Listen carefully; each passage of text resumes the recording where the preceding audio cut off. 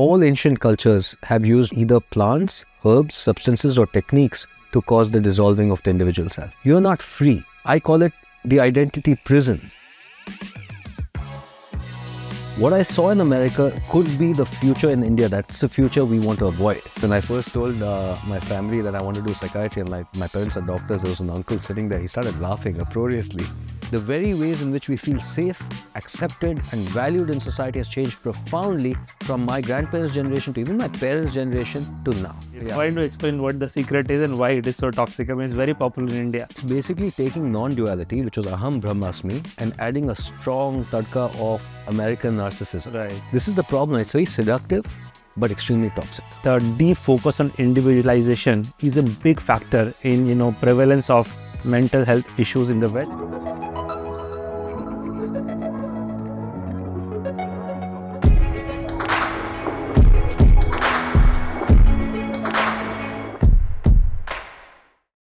Hello, I am Mukesh Bansal. Welcome to Sparks. Our guest today is Dr. Shyam Bhat.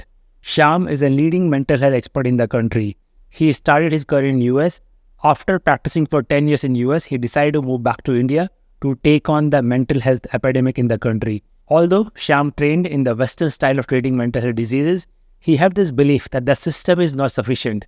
He believed that India has done a lot of pioneering work in this space over the last many thousands of years, and all those therapies are available for us to use today.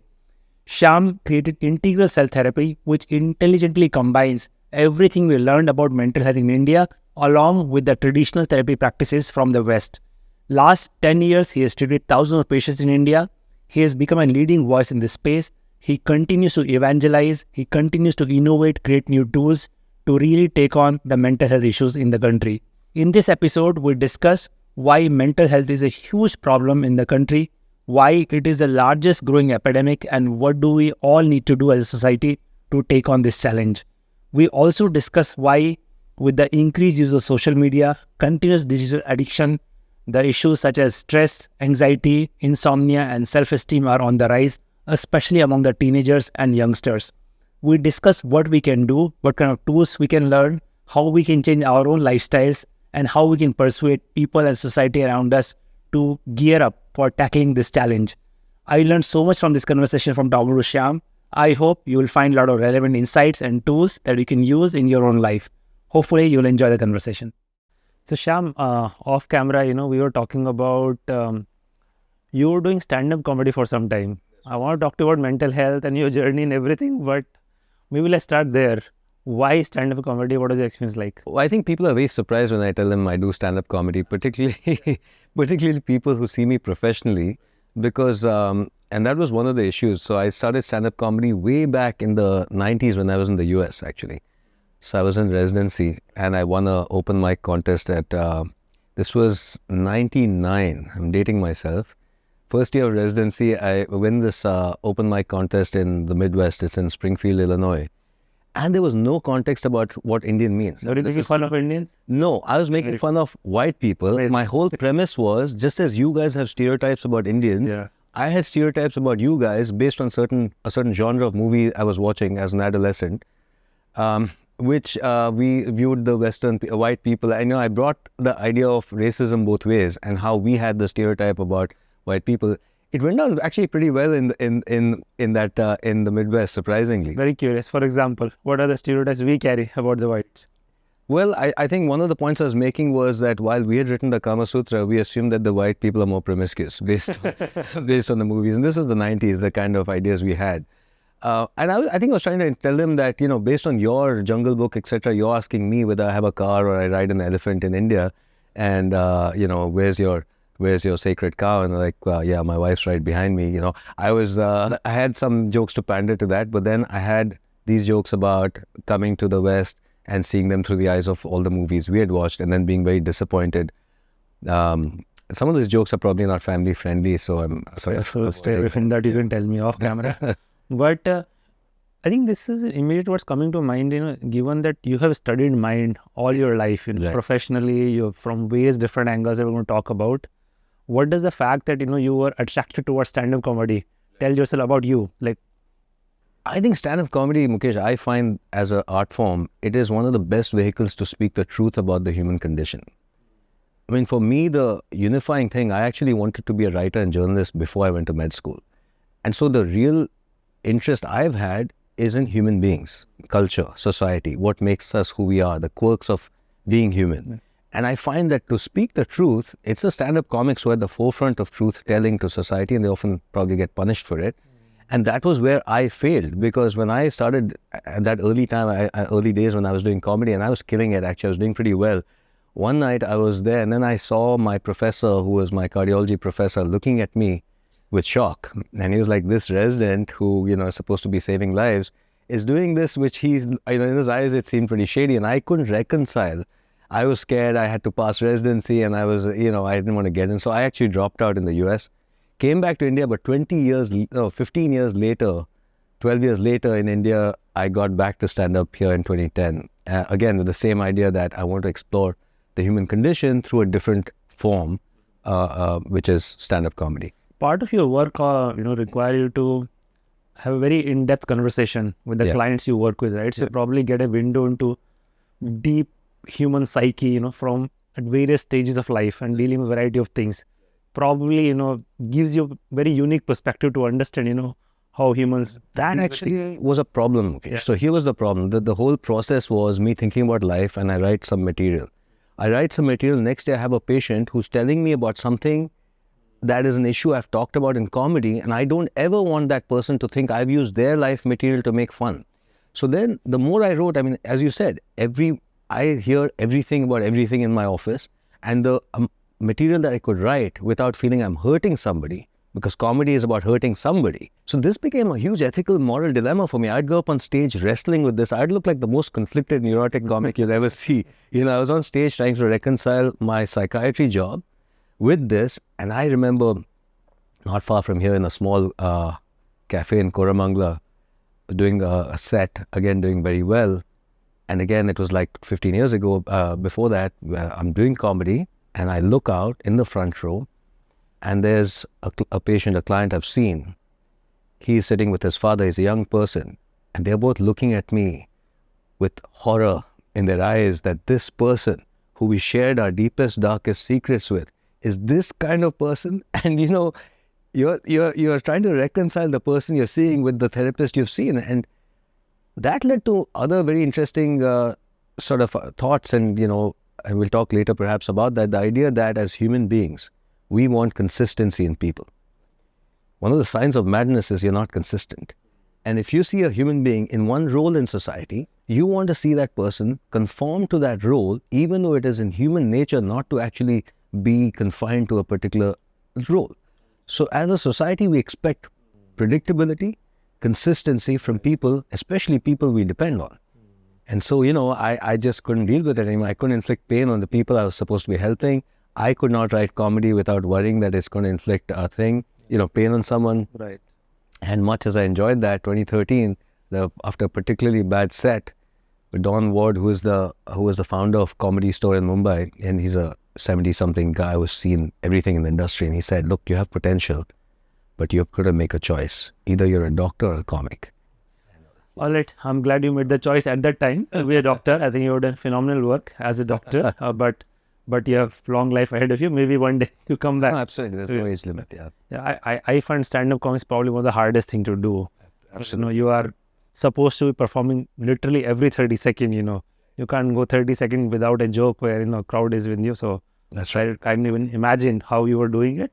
But let's park it for another day. Let's go back, Shyam. I want to maybe trace a little bit, your life journey of how did you end up in psychiatry? Yeah. So how was, life for you growing up? Where did you grow up? What was your childhood like? What are some of the experience that might have shaped you? I love that you're asking me this question, Mukesh, because I rarely get a chance to share this. I ask other people about their childhood to understand how they evolved. And it's a very important question. I think all our choices are shaped powerfully by our experiences. I think my destiny was pretty much set by my childhood in many ways, because my parents are both doctors, and I was born in New Zealand where they were, doing their post-graduation. And when I was 8 months old, they moved to Libya in North Africa. And for reasons that are still unclear, because it's not exactly a country that comes to mind as a promising land for raising kids and so on. But, it was a very interesting journey. So I spent all my childhood until I was 13 in Libya. Pretty much went to an Indian school, but it was weird because think about it. The earliest memory is you're a foreigner. You're supposed to be from a country you've not lived in. Your parents are from that country. The immediate community is that country, but you've never lived there. So anyway, it was interesting. So I grew up there, and that actually, the reason that shaped my views about, later interest in psychiatry was because that I had questions about identity. Very early on, I realized that had I been born elsewhere, I would have been fundamentally different. And very early on, I started reflecting on who are we? What shapes us, So came to India, and of course, cultural conflict, because that was home, supposedly. But when I got here, I realized I don't speak an Indian language as well as I do English. What age did you come back? 13. Okay. So let's move from Libya to From Libya Bangalore. back to Bangalore. Yeah. My dad actually happened to be Gaddafi's, the president's physician for a few years. So I met the guy, my father had a very interesting life where he went to all these, North Korea and so on.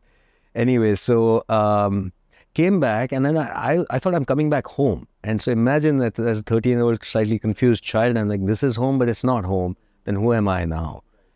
And so I went through the next 11 years here, and then did medical college in Bangalore Medical College. And then by that time, I said, I need to understand more about myself, more about identity, more about culture and the mind.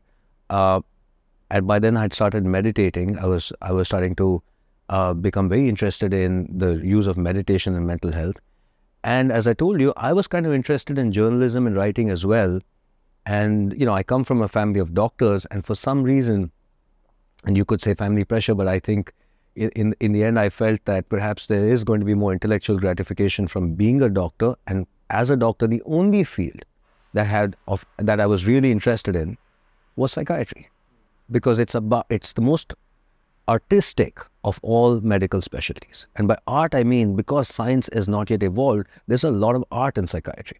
And I think it will be there for a very, very long time. So both my interest in the human condition, in trying to understand impact of culture on identity, and understanding all this, that's why I was so powerfully drawn to psychiatry. So somewhere during your studying medicine, I think you were training to be internal medicine doctor, right? No, so I did MBBS here, and when I did MBBS, it was clear to me that psychiatry was the way I wanted to go. But when I started psychiatry, so I started psychiatry in India for a month, and I went to the UK where I started my psychiatry training program working with the NHS there. After a year of psychiatry there, and I started with addiction psychiatry, and that's a whole different thing. But by then I realized that what I'm lacking is an understanding of the body. How can you practice psychiatry? How can psychiatrists not understand more about physiology? Of course, we've studied MBBS, but there's a lot more. By then it was clear that there's a bidirectional connection between diabetes, cardiovascular disease, and what we call mental health. So I said, now, I really want to study both, but there was no opportunity, because you have to do one or the other, until I came across training programs in the US, where they had 15 training programs. They take about 30 doctors a year, very competitive, where you spend 5 years doing both. So you alternate between internal medicine and psychiatry. Instead of 3 years for medicine or 4 years for psychiatry, you combine the two into the intense 5-year program.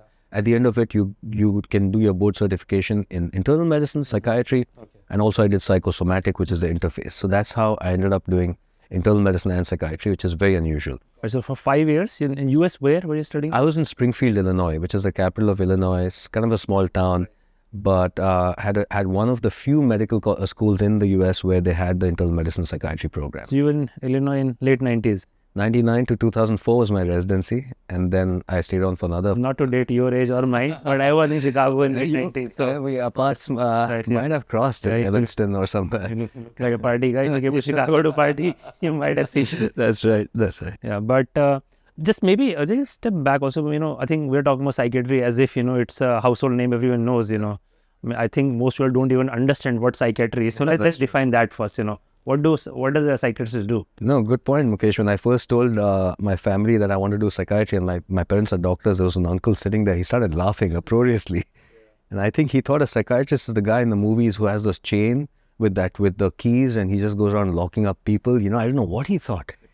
What is psychiatry? Well, psychiatry is basically a specialization you do after your medical college, which deals with with human behavior and emotional health and treating mental illnesses. Right. And so it involves an understanding of the brain, and of the mind, which is the psychology as well as the neuroscience as much as we know about it. And then what interventions we can do, how do we diagnose, how do we treat. Right. So it is now, when I started medical college, it wasn't very, I think, sought after.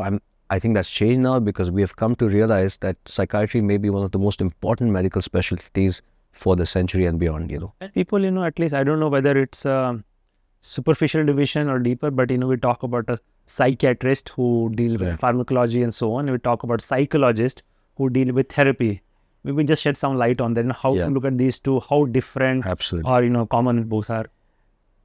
We need to really understand this because of all medical specialties, it is the strangest thing that in this medical specialty, you have professionals who have not studied the same things and who are trying to treat the same thing.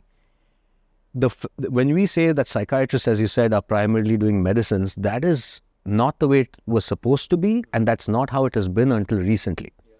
Ideally, the psychiatrist knows and does everything. And ideally, that's the way the profession is supposed to be. The therapist should have an understanding, in my view. You cannot do effective therapy unless you also understand neurobiology, neuroscience, and physiology, which only the doctor has studied. But because of the lack of number of psychiatrists, the fact that they're more expensive because of their training is longer, because of how payer systems shape it across the world, what's happened is over the years, psychiatrists, as you said, now largely prescribe medicine and don't do much therapy, and therapy is done by psychologists. The difference is the psychiatrist is a person who's done MBBS or MD, a medical college, then post-graduation in psychiatry. The psychologist is one from the humanities background. They do a bachelor's and a master's and then maybe an MPhil or a PhD in psychology. So you have a situation where they can look at the therapy, the mind, so to speak, but they do not understand or cannot treat the brain. And the psychiatrist less and less now is proficient in this part, and they are more focused on the biology. For ideal sort of treatment, you need an integration of these two at the very least. And I know you have done tons of work in integration, and we'll come to that. Absolutely. But this distinction between psychiatry and psychology, is this something and we know the overall mental health awareness as well as treatment is pretty broad in US, I don't know, it may be limiting some ways, but is this distinction mostly, how in Western world, how the treatment of mental health evolved, is that, where is it rooted in this such strong dichotomy between what a psychiatrist does versus what a psychologist does? If you go back to the, Freud's era, early 20th century, Freud was a neurologist who then became a psychoanalyst, which is his creation in that sense. And subsequent to that, all the great therapists were psychiatrists. So whether it's Aaron Beck, who formulated cognitive therapy, or Jung and so on, they're all doctors. But why it shifted, in my view, largely is essentially because of payer systems, of the economics of it. Yeah. For example, in America, the insurance company is not going to pay you for 1 hour of a psychiatrist's time. 1 hour of a psychiatrist's time may be $300 versus $80 for a psychologist or a social worker time. Would it make sense for the therapist to know everything? Undoubtedly. But is it feasible? No way. So I think what happened when you have a labor-intensive process that doesn't need a medical degree as such, because you can learn, without knowing physiology, it was natural for this dichotomy to emerge. And in my view, that's the main pressure. It's economics, actually. And also the fact that to create a supply of psychiatrists is going to be difficult. Around the world, we have a shortage of psychiatrists. But we want to be scientists. And if we want to be scientists, we're going to forsake the humanism and act like we know neurobiology. And that's why every single journal of psychiatry today acts like we know neuroscience. You look at that journal, you'll think, man, these guys know their stuff. In actual fact, we know next to nothing, in my view, in terms of biology. We are 100 years behind physical medicine. So it's really unfortunate, but I think there are ways around that where psychiatrists can work and should work with psychologists. I don't use the word therapist. Therapist is a function. You could be a psychiatrist and a therapist, or a psychologist and a therapist. So a therapist is one who does therapy. It's very interesting. It's a profession where you're dealing with the mind. You understand how mind works. You are helping a lot of people recover. And maybe as a professional, you are, dealing with this complex, which is just super ironic to say the least. Where is it rooted in? It's rooted in the fact that our science is not as developed. It's rooted in the fact that for the longest time, see, if you look at, again, it goes, in my view, to two things. One is the amount of knowledge you feel you have, and two is the economics of it. If you look at psychiatry, compared to any other medical field, it doesn't have much procedures. We don't do things like surgery. We don't have blood tests even. If you notice, unfortunately, perhaps, doctors are drawn to fields where there are procedures. One, because economics, people pay for procedures, they don't pay for cognitive labor. If a doctor spends an hour of time sitting with you, thinking, using his brain or her brain, you're not going to compensate or value that as much as a 15-minute procedure where your appendix was removed. The amount of labor, though, for that cognitive and emotional labor is very high. So what happens is doctors are not drawn to that. After having gone to intense medical school, in some countries you're paying off medical school loans, you're going to be drawn to a specialty which uses your intellect, creates impact, and pays you more for the amount of time. So psychiatry in that sense was not a sought after field. So combination of financial incentives, probably impact also, because in psychiatry impact takes a, over a period of time, and it may not be certain. Surgery, you do something, this thing is out of your body, you're good. Absolutely. That is such a good point, Mukesh. Even as a doctor, and I'm doing internal medicine psychiatry, I would see how emotionally I would relate to the two. I could be in the ICU all night taking care of a critically ill dying patient and have less emotional burnout than 4 hours of therapy work, because I have more control here. Right. You give me the numbers, I'm dealing with respiratory SATs, O2 SATs, I'm dealing with fluid dynamics, blood pressure. I know what medicines to give. As you said, there's science, there's impact. I feel relevant as a doctor. Day after day, I work with my team and myself, and our biggest problem is burnout when you're giving your all, but as you said, you're not seeing results easily. It's amazing that you at least, despite, that perspective, you chose to pretty much commit, career to studying psychiatry, and not only from one particular lens, but many lenses that we'll, get into. But let's continue to trace your life journey, which has shaped you. Sure. So I think from what I understand, by your mid-20s, you finished a degree in both internal medicine and psychiatry. You have developed interest in meditation by that time, right? And you probably practiced in US for some time? That's right. So I was joint faculty in the same medical college. I was on faculty for both internal medicine and psychiatry and the internal medicine psychiatry division. So I practiced as an internist and psychiatrist.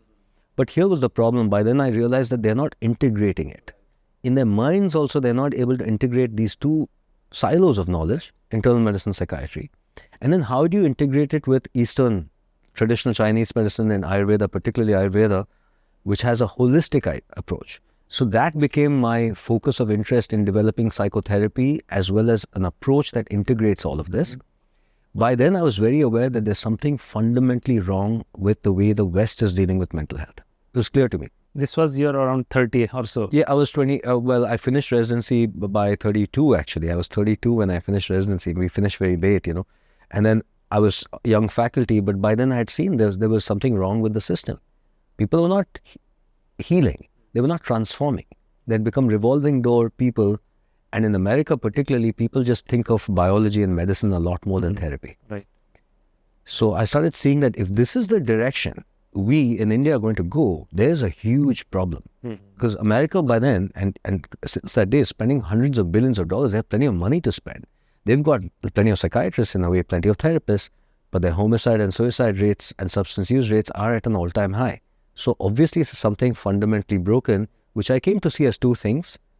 One is the mental health system, and two is society. A sick society will create a sick mental health system and perpetuate the problem. And I could see that since India, we have imported the capitalistic, individualistic mindset, we've also imported the therapeutic ideas from the West, which is actually going to create long-term damage. So you practice in US for how long? 10 years, including residency, 11 years. And 10 years. And then I spent a year going back and forth between India and the US. I used to do locums, which are short-term assignments in different parts of the US. Got it. And part of that, so you were both doing internal medicine and psychiatry. As part of psychiatry, you were doing both prescriptions and therapy? Yeah, absolutely. Both inpatient and outpatient. So we had an inpatient unit, which was more for more ill people, including a secluded lockdown unit for most ill people. Then we had an outpatient internal medicine and outpatient psychiatry.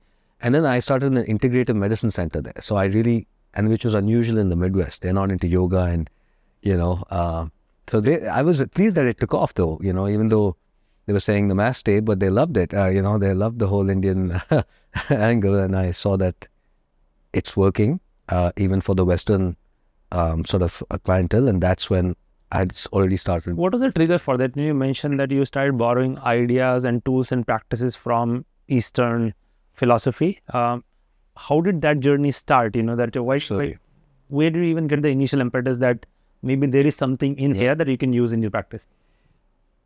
I was in 12th standard, going through some stress, early relationship issues, and trying to get into medical college.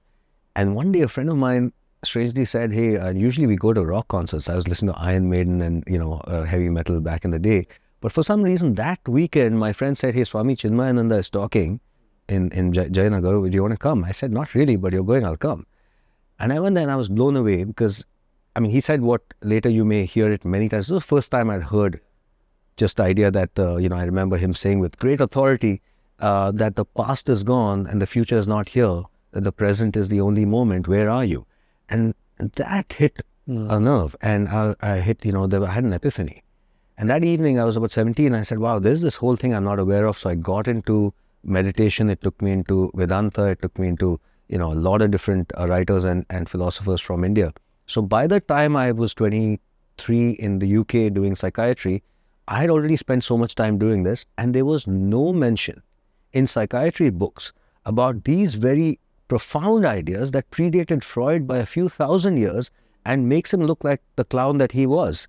Freud was great, no disrespect if any Freud fans out there. We know he's, brought a lot, but come on, let's be honest. Freud was talking about, he was given kudos, right, celebrated in the West for saying there's an unconscious mind. Are you kidding me? In the East, we had gone way beyond that, and not a mention of that in my psychiatry books. And that was the first time I realized, hey, we are colonized. We have been, my colonized mind, and every Indian person from the East who is learning psychiatry is looking to Freud and Jung from 1850 and almost so colonized, the moment you hear a Sanskrit or an Indian name, your mind goes, okay, give me science, bro. I don't want to hear that, which is ridiculous. So by that time, Mukesh, I was convinced, and for intellectual reasons. One of the things, and I'll talk about this, the very presupposition of what the self is. In the West and the East, we have two very different conceptual ideas of what the true self is. If you look at East, when they talked about happiness, they never talked about happiness as much as they talked about bliss.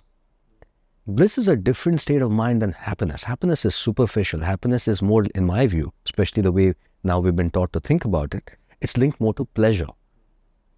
Bliss is transcendence. And the East made a very powerful point.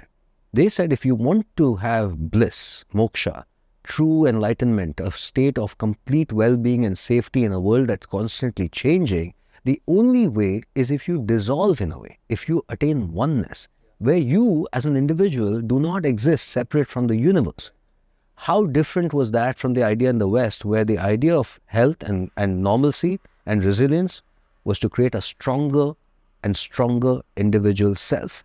So this idea of that non-duality, that's Advaita, right? That's a kind of almost core of Indian philosophy that feel that oneness. Yeah. Advaita, which was revived by Adi Shankaracharya, but it's an old idea, Aham Brahmasmi, as it's captured in the Upanishads, is the idea that the individual self that you experience and I experience as me is really a construct, much as the wave is not separate from the ocean. And that the delusion of separateness from the ocean, if the wave thinks that it's separate, how scared will it be? Yeah.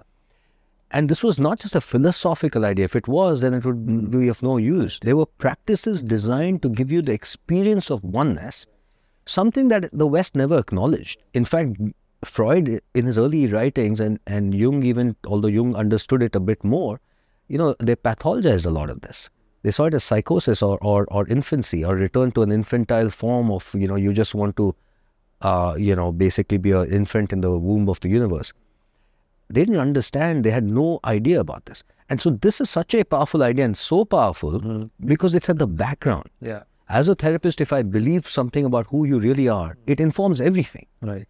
And so I saw the toxicity of the idea that you have to be stronger and stronger as an individual in order to be mentally healthy is the biggest, I think, an illusion that Western society sells its people because it creates consumers, it creates good objects of the capitalistic society, but it does not make them healthy. And it makes you fragile. In the face of, India said very clearly, right? Think about existence. Think about the largeness of your life.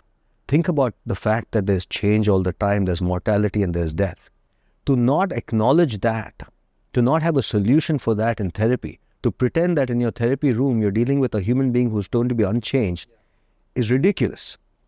In the West, of course, they had existential therapy, which I was deeply drawn to, but existential therapy and existential thinkers like Sartre, etc., from the West are profoundly depressed people because when you realize that everything is, going to end and you don't have a transcendent perspective, then you're going to be depressed. So Shyam, let's break this down. I think we're talking about some very big ideas. And it's very pertinent because we continue to borrow more and more of Western lifestyle in what we wear. We are having this podcast in English. We're not talking in Hindi. Absolutely. So many different ways. And if your core thesis premise is that the deep focus on individualization is a big factor in prevalence of mental health issues in the West, which are everywhere. It's a almost rite of passage. Absolutely. You need to have a therapist. Pretty much everyone at some point, people start getting this prescription medicine. These days, more substances as well. But it's just something is accepted part of the culture in the West. And you are saying a lot of this stems from this deep emphasis on you are different than the world. You take care of your interests, and you can be resilient, powerful, strong, and so on, which keeps creating that more division in your head. Absolutely. It feels good, by the way. It feels very empowering. This is the problem. It's very seductive, but extremely toxic. And we've swallowed this. The Secret, which came out in 2004, the law of manifestation and, all of that stuff. Okay, we'll come back to this. Let's talk about that as well. Why don't you explain what the Secret is and why it is so toxic? It's very popular in India. I know. Extremely powerful. It's so popular here because, as I said, it's a very, very seductive idea for a people and a society and a culture that has felt oppressed by its social institutions. I know that India is going to be drawn towards individualism and already is because we lived in such a collectivist socialist world which suppressed individuality. That had its own problems. And a great many people, especially this generation, will never want to, and I don't blame them, nobody wants to go back to that place. So when you were there where all your ideas and who you were subjugated by society and you had to live for others, that kind of person, from obviously most of us in India, are going to be very drawn to the idea that, hey, you can create your own life. You're the master of your own destiny. You can, all of these ideas, right? Now, why is it wrong and why is it toxic? So The Secret firstly came out in about 2004, if I'm not mistaken. I was in the US. I was practicing as a psychiatrist and I was there when, Rhonda Byrne was marketing it, and the best marketing I've ever seen. Everyone was drawn to it. And I had patients who came up and they dropped out of therapy for a while and then they came back and I said, what happened? They said, I read the book, The Secret, and it is amazing. It makes me, I have never felt so empowered in my life. But fast forward a few months and I started to see the problems. One lady told me, I'm leaving my husband. And I said, you had a good marriage. What happened? And she said, Doc, listen, I want a Mercedes in my driveway. I've been manifesting this all day, all month, last 3 months. It's my husband who's negative and he doesn't have the right energy. And she's like, that's why I don't have my Mercedes. And that's why I'm going to dump this guy. So people started policing themselves. They started policing others, getting everyone to think positive, etc. And it was a nightmare. I saw people going through a lot of depression, anxiety. And now, unfortunately, Mukesh, I'm seeing it here. And I know as soon as I start saying something negative about the law of manifestation, I'm going to have a lot of people on your podcast who are not going to be happy with that.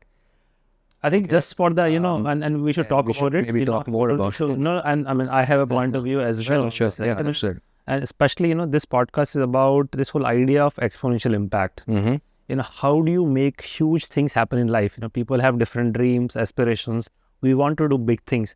The core idea behind this podcast is, it takes hard work over a long period of time. Like you cannot do massive impact, through whatever tools, etc. Now, obviously, beliefs are very important. We'll talk in this podcast about the power of mindset. I'll ask you some question about that as well. So positive thinking and belief is important. But, when you talk about manifesting something, I think that's just taking way out there. It just stops being, you're literally deluding yourself. It's basically taking non-duality, which was aham brahmasmi, and adding a strong tadka of American narcissism. Right. Because you see, aham brahmasmi now means the universe is at my feet. Yeah. That's ridiculous. If I'm the universe, and if two people are going through going to a traffic signal, both want a green light, both are manifesting the green light. Is the universe going to arbitrate and see who is manifesting most? It's ridiculous. I mean, we know it. I think simply stating, I think, rather, I think working But hard. it can be used in a good way because, as you said, thinking positively, looking for opportunities, having an optimistic mindset. These are things that believing in manifestation can help you get. But you can get that without the toxic side effects of this. That's what I'm... To still put in a lot of effort. Like when nothing happens, on its own, it cannot happen, right? It's I mean, you know better than anyone that, to create anything of value, it takes so much persistence, dedication. I'm sure you've gone through a lot of reversals in life, right? Yeah. I wonder if you had the law of manifestation, if you believed it when you were like 28. I was going to say, anyone who believes in law of manifestation just needs to try entrepreneurship. It teach you within few years that, what it takes to make something happen. That's right. Sometimes, it's like almost, sometimes you try so much, still nothing happens, right? It's just the nature of things.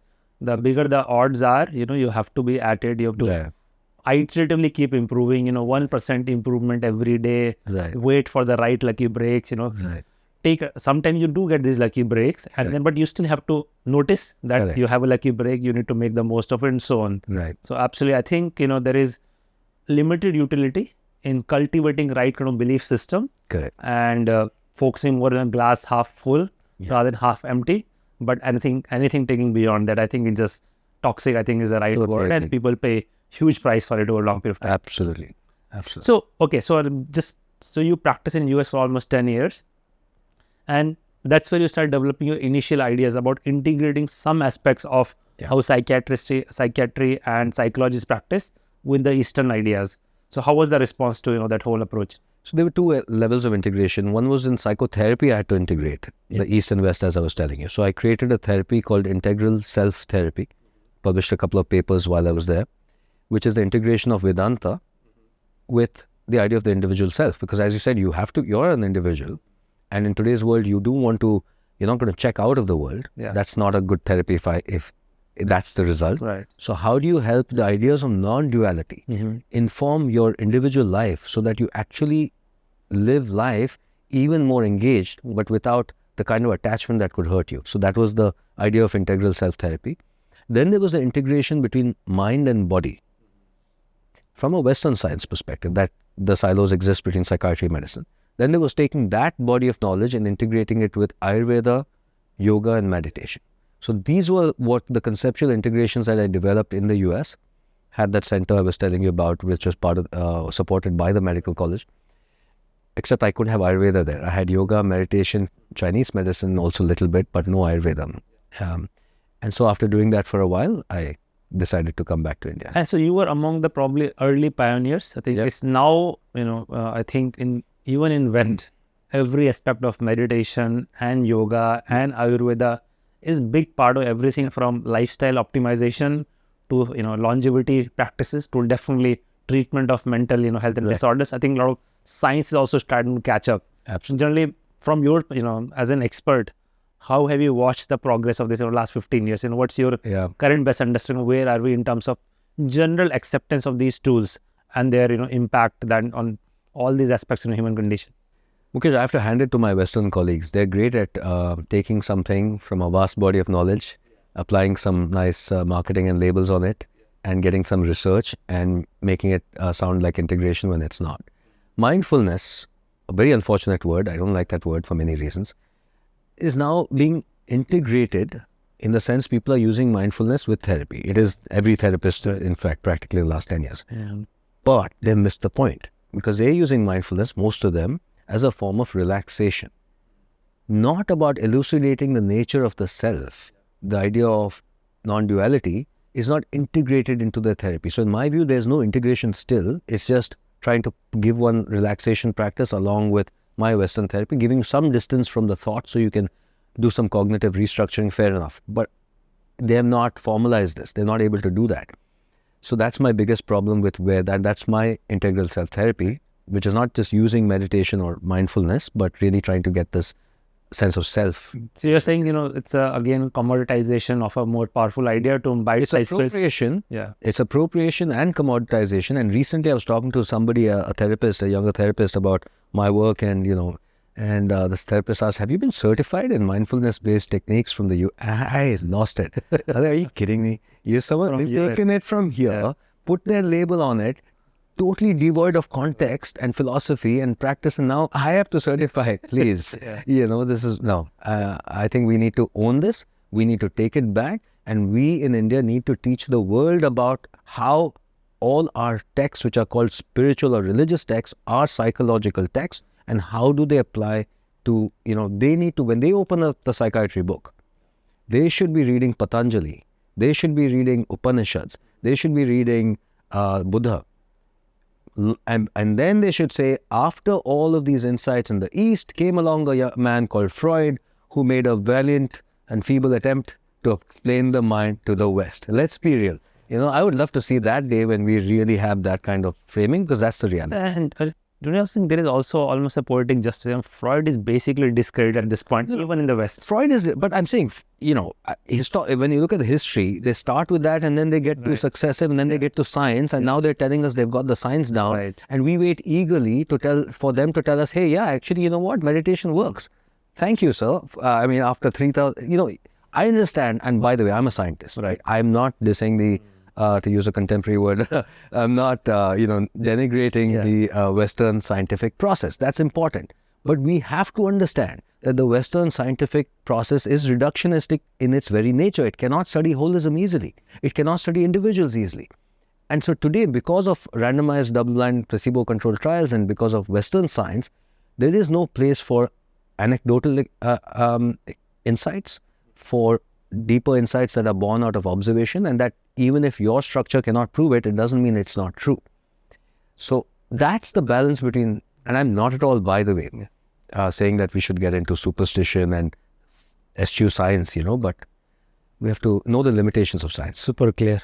So Shyam, at some point you decided that you've had enough in US and you moved back to India, I think for good, right? And you've been in India for nearly 15 years now. 12 years now. 12 years now, right? What was the prompt? What was your thought process that you want to? You pretty much practically lived most of your life outside India. You grew up in Libya, studied in US, practiced in US, probably had your green card and stuff. But what was the trigger to just move back here?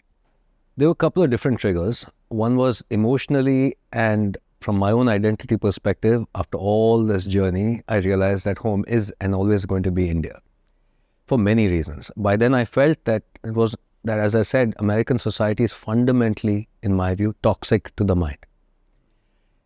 And the toxicity comes from the quietness, the lack of normal disorder, for example. These are very subtle things. Mm-hmm.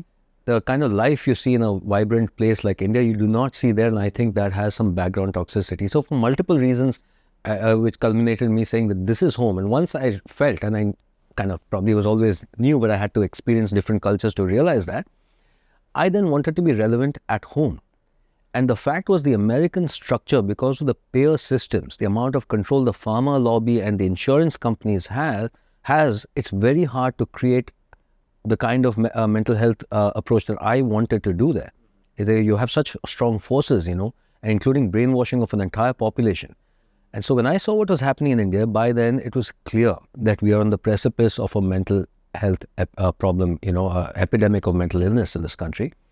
I wanted to be part of the solution, and I wanted to do all that I could, and I still do, to avert what I saw in America. Mm-hmm. What I saw in America could be the future in India. That's the future we want to avoid. A society that is sick, a mental health system that reflects the sickness of society, people who have been brainwashed to think of their brains, their minds in a certain way, and who have been reduced to objects of a capitalistic machine where they are truly not free and happy.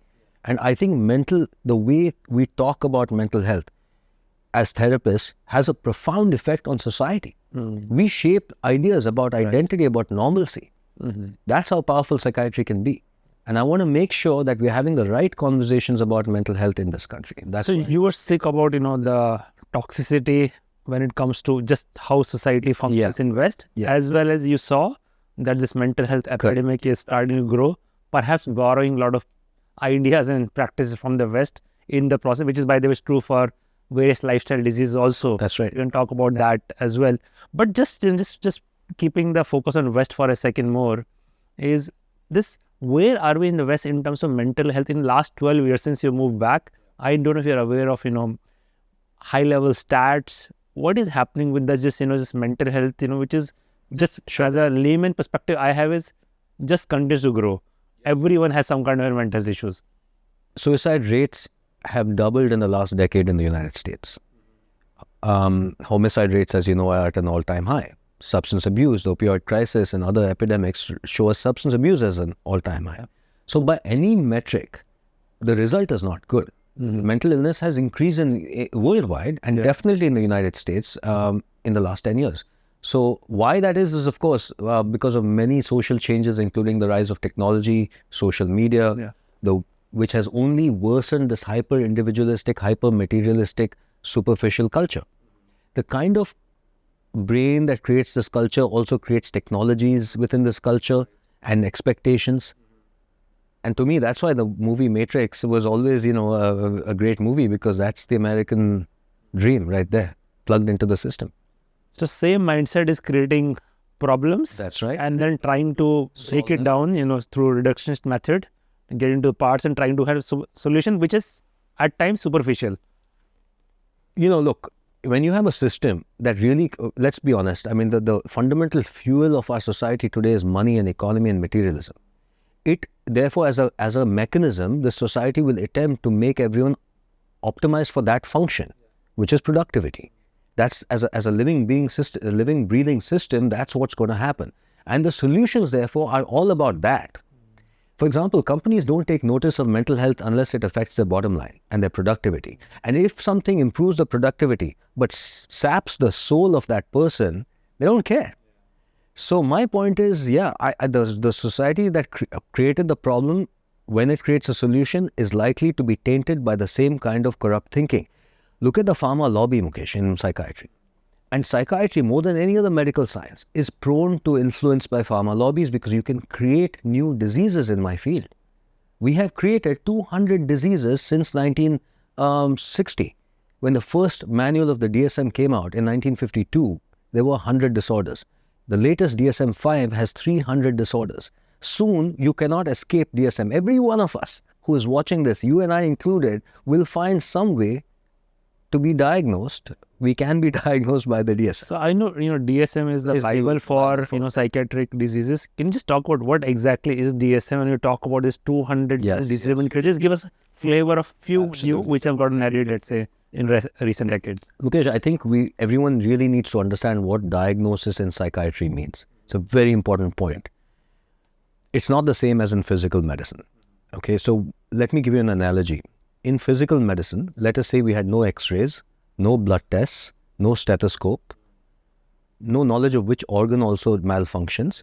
All we could hear was the symptoms. Now let's say a patient comes into the doctor with cough, fever, shortness of breath, and yellow sputum. Now in psychiatry, I have to make a diagnosis based on that.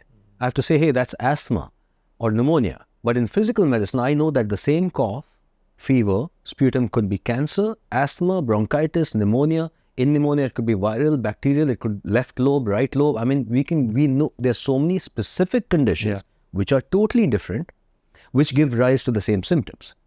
So in psychiatry, because we don't know what underpins these symptoms, the profession had to find a way to make sense of this chaos. So what they did was they got together and said, let's look epidemiologically, meaning from our research studies in the community, what symptoms go together, and we will call it a disease. Just for now. They knew that this was not a real disease right now. It's a collection of symptoms that go together, and we get more research year after year and clarify what's underneath that so-called label. So let's say someone has low mood, can't eat, can't sleep. They're all called depression. But under the hood, in terms of what's happening in the brain, the mind, the genes, we could have 100 different disorders under one label called major depressive disorder. So the DSM is basically a consensus document where experts get together and they decide every few years, okay guys, what's the research? Should we make add one more disorder to depression. Oh, that's right. Before menstruation, women get depression. Let's call that premenstrual dysphoric disorder. Or let's remove. So as you know, psychiatry is also used as a way of society trying to push people who don't conform and kind of malign them and stigmatize them. So homosexuality was a disease according to the DSM until DSM-3 in 1978 or so, you see. So disorders come, disorders go, and it's a consensus document. And here's an interesting data point. 75% of those who create this diagnosis are also funded by pharma companies. I'm not accusing them of anything. And most of them are good, ethical professionals. But let's be honest. If I create a new disorder, it's hundreds of billions of dollars for a new indication for that drug. And this is why psychiatry has to be, when a person practices psychiatry, that's what I said, it's also an art. The science has to be understood for where it is, it's primitive. Yeah. And incentives are so misaligned because in psychiatry, you can diagnose a disorder, prescribe something which can be very habit forming. And then you are on that thing for a long period of time, unless the person prescribing is also very mindful of that, right, and has a finite time period to help you in that phase and help wean you off that also. Otherwise, you are just on it for years. I don't think a medicine that you have to take every day necessarily means it's bad. People take sort of cholesterol medicines, blood pressure, diabetes, and we know more and more that for many people, depression is a chronic disorder. But you're right. The medicine, when we prescribe, and that's why I said integration is so important, the psychiatrist who prescribes, even if they don't do therapy, should know the efficacy of therapy, should value it. And not just therapy, lifestyle, interventions, nutrition, the role of yoga, meditation. And I see brain as one of the variables that you can modify. And it's a judgment call where we always balance risk versus benefit.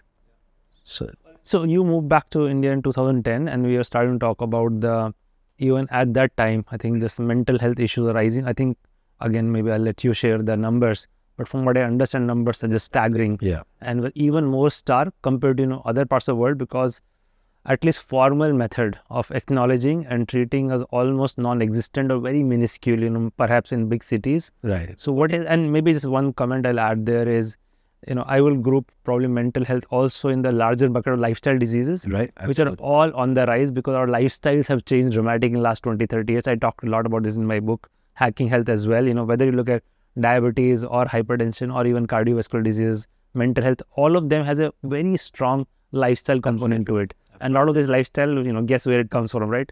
We are all, importing it from Western. I try to live more and more, and people call it Western lifestyle. There's a phrase people use, SAD diet, standard American diet, right? Just talk about what's happening in the, mental health world and how much of it is related to, this transition of a new type of lifestyle, which is also very individualistic in nature.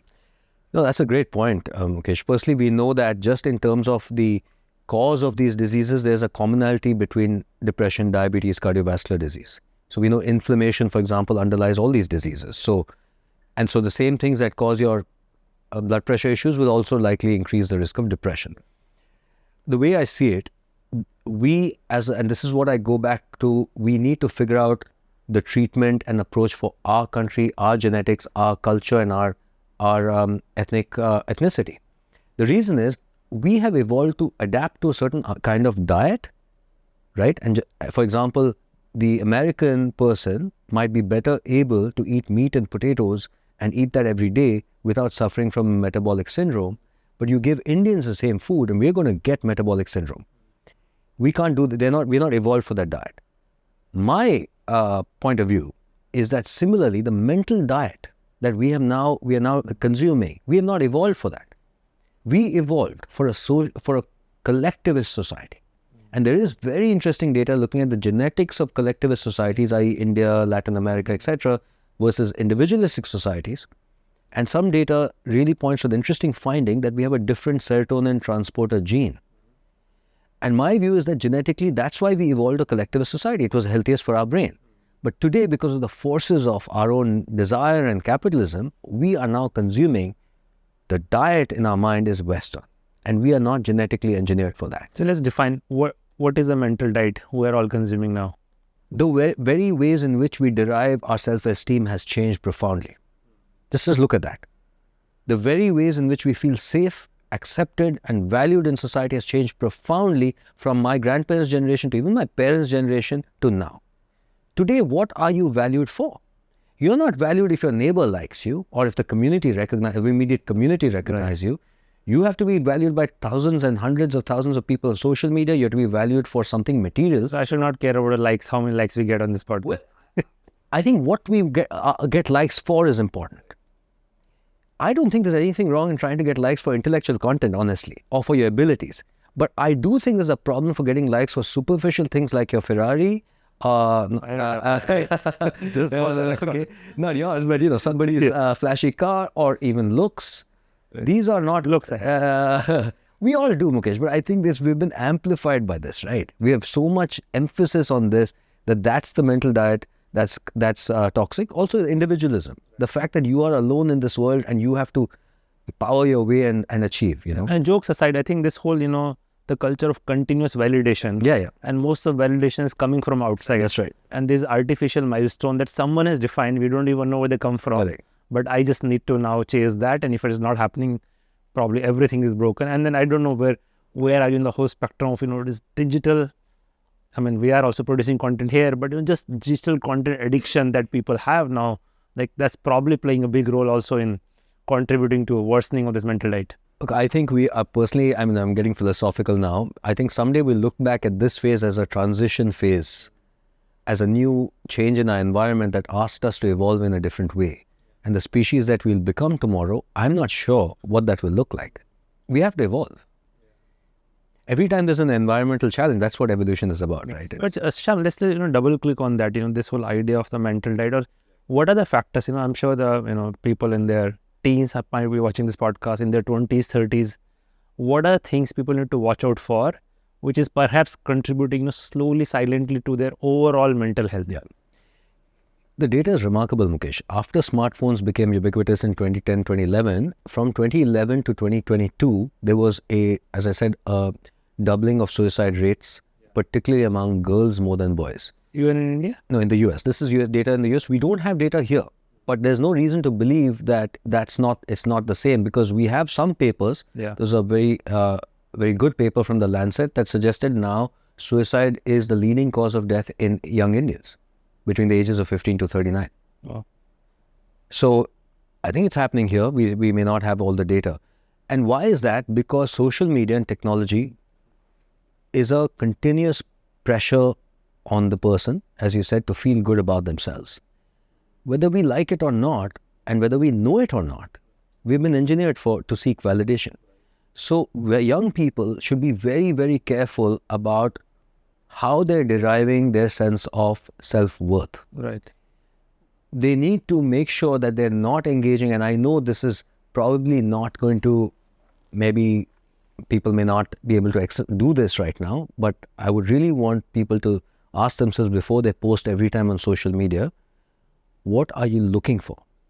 If you're looking for validation based on, as I said, these superficial things, understand that those are a depreciating asset. Assets that can be taken away from you and will be taken probably. It's a very shaky foundation then that you're basing your self-worth on.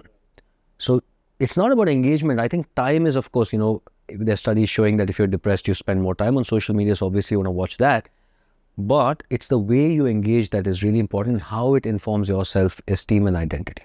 So if someone who's watching this podcast and, they want to have better mental health, right? Better in the sense that so they never get to a point where they need to see a therapist or a psychiatrist. What can somebody do today, so not let this, mental health deteriorate slowly over a period of time until you get to a point where pharmacological or therapeutic interventions are required?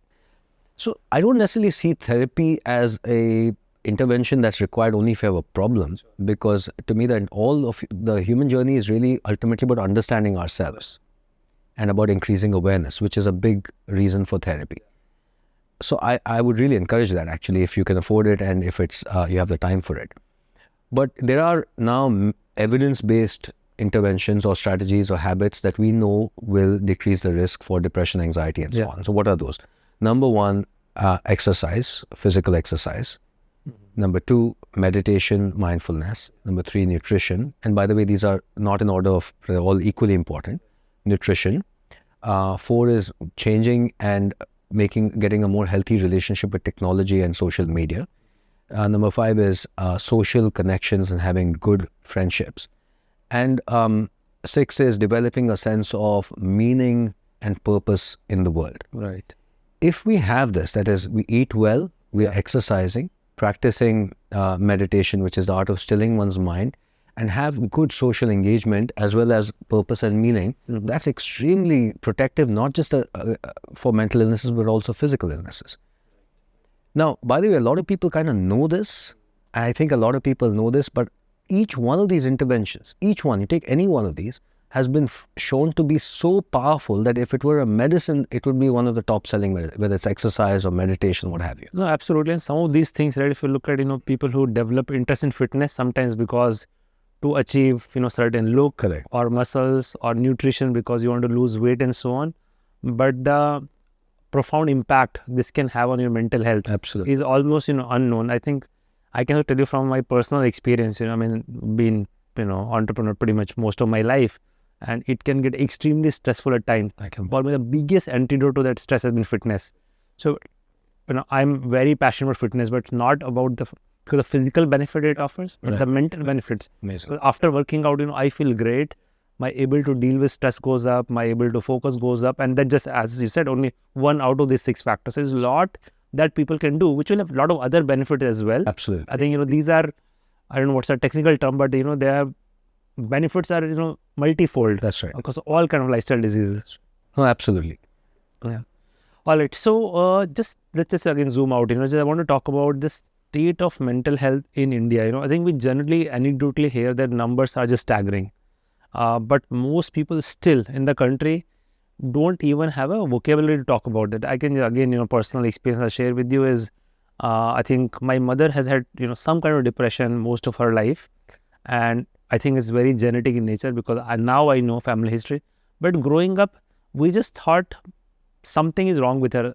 We didn't even have the vocabulary to talk about that she might be, Right. suffering from depression.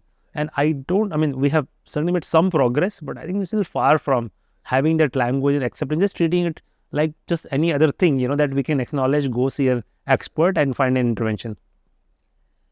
It's very hard, Mukesh, because one, as I said, we are dealing with very unclear vocabulary and lack of science and specificity. That's one of the biggest challenges I feel. And it's not like we have an easy, okay, do this, or that you can even find the right professional easily.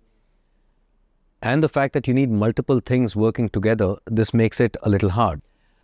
I think that the main emphasis for a country like ours has to be prevention, first and foremost. Right. That is really the most important thing.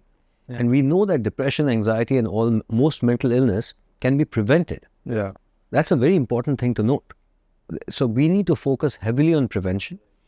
And then, of course, we need to focus on awareness building so that when people are going through something, there's no stigma, there's no shame, and that they then seek help for it as they would any other condition, which is so important.